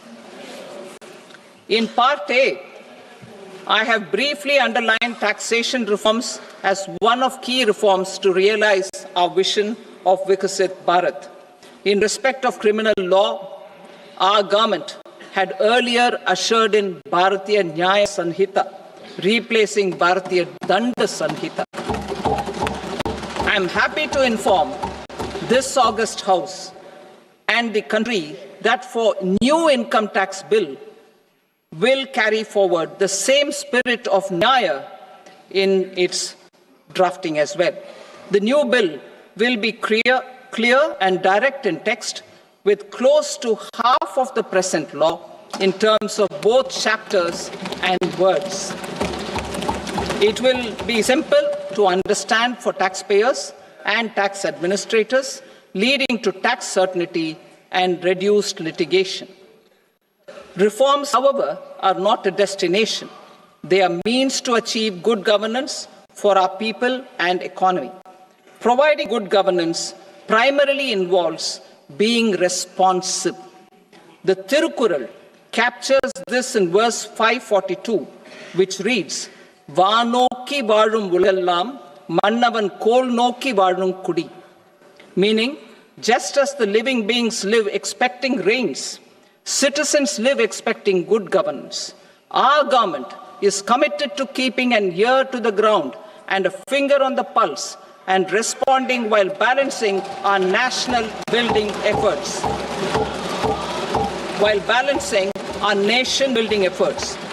The following measures will detail just how our government will, under the guidance of PM Modi, has taken steps to understand and address.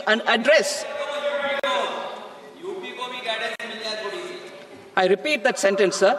The following measures will detail just how our government, under the guidance of PM Modi, has taken steps to understand and address the needs voiced by our citizens. My tax proposals are guided by this spirit. The objectives of my proposals are as follows. Personal income tax reforms with special focus on middle class. Rationalization of TDS and TCS for easing difficulties. Encouraging voluntary compliance. Reducing compliance burden. Ease of doing business. Employment and investment. I will come to my proposal on personal income tax towards the end. TDS and TCS, rationalization for easing difficulties. I propose to rationalize tax deduction at source, TDS, by reducing the number of rates and thresholds above which TDS is deducted. Further, threshold amounts for tax deduction will be increased for better clarity and uniformity. The limit for tax deduction on interest for senior citizens is being doubled from the present 50,000 rupees to 1 lakh rupees. Similarly, the annual limit of 2.40 lakh rupees for TDS on rent is being increased to 6 lakh rupees. This will reduce the number of transactions liable to TDS thus benefiting small taxpayers receiving small payments. The threshold to collect tax at source, the TCS, on remittances under RBI's liberalized remittance scheme, the LRS, is proposed to be increased from 7 lakh to 10 lakhs. I also propose to remove TCS on remittances for education purposes, where such remittances is out of a loan taken from a specified financial institution. Both TDS and TCS are being applied on any transaction related to sale of goods. To prevent such compliance difficulties, I propose to omit the TCS. I also propose that the provisions of the higher TDS deduction will now apply only in non-PAN cases. In July 2024, the delay for payment of TDS up to the due date of filing statement was decriminalized. I propose to provide the same relaxation to TCS provisions as well. The government under the leadership of Prime Minister Modi believes in Sabka Saath, Sabka Vikas, Sabka Vishwas and Sabka Prayas.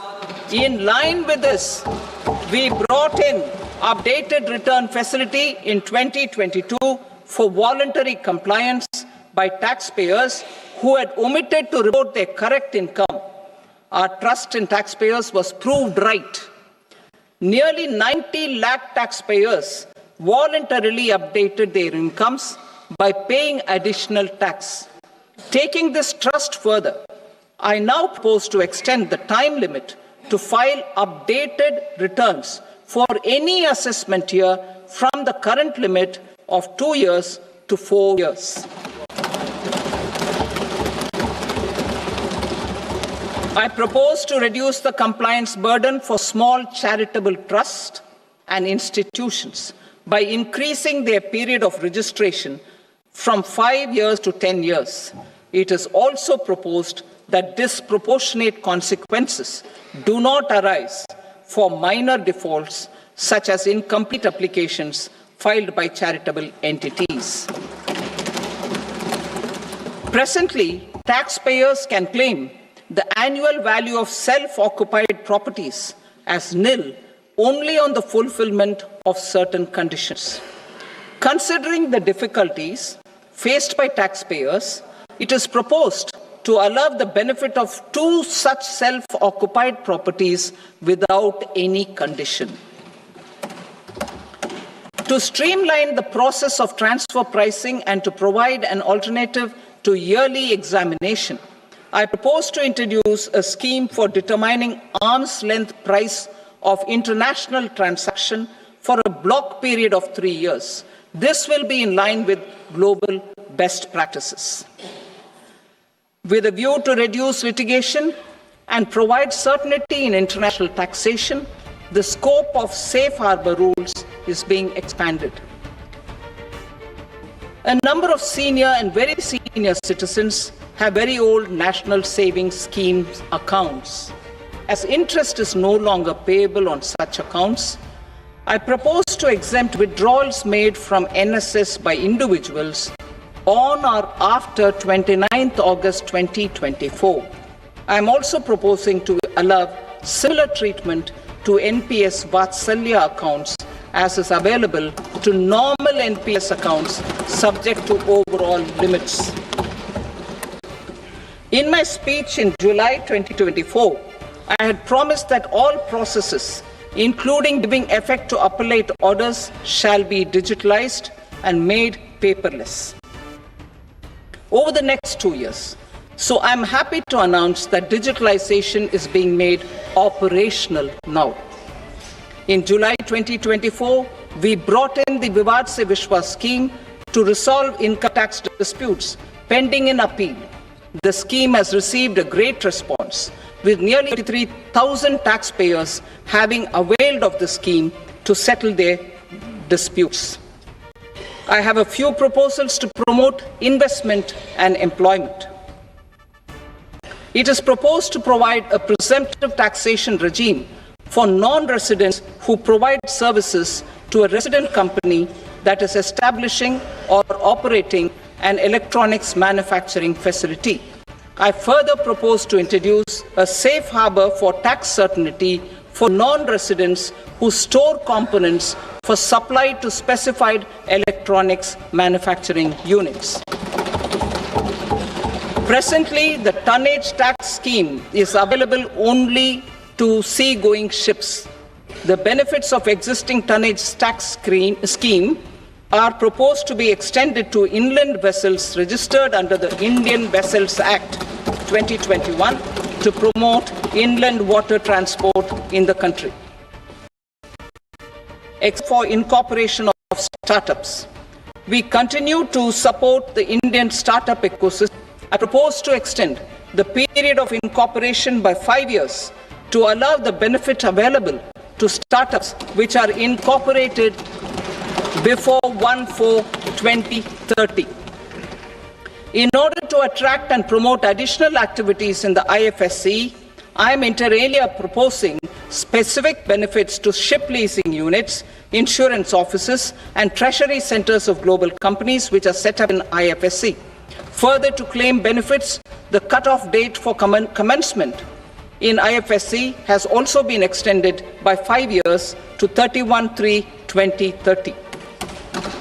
Category 1 and Category 2 AIFs are undertaking investments in infrastructure and other such sectors. I propose to provide certainty of taxation to these entities on the gains from securities, to promote funding from sovereign wealth funds and pension funds to the infrastructure sector. I propose to extend the date of making an investment by 5 more years up to 31st March 2030.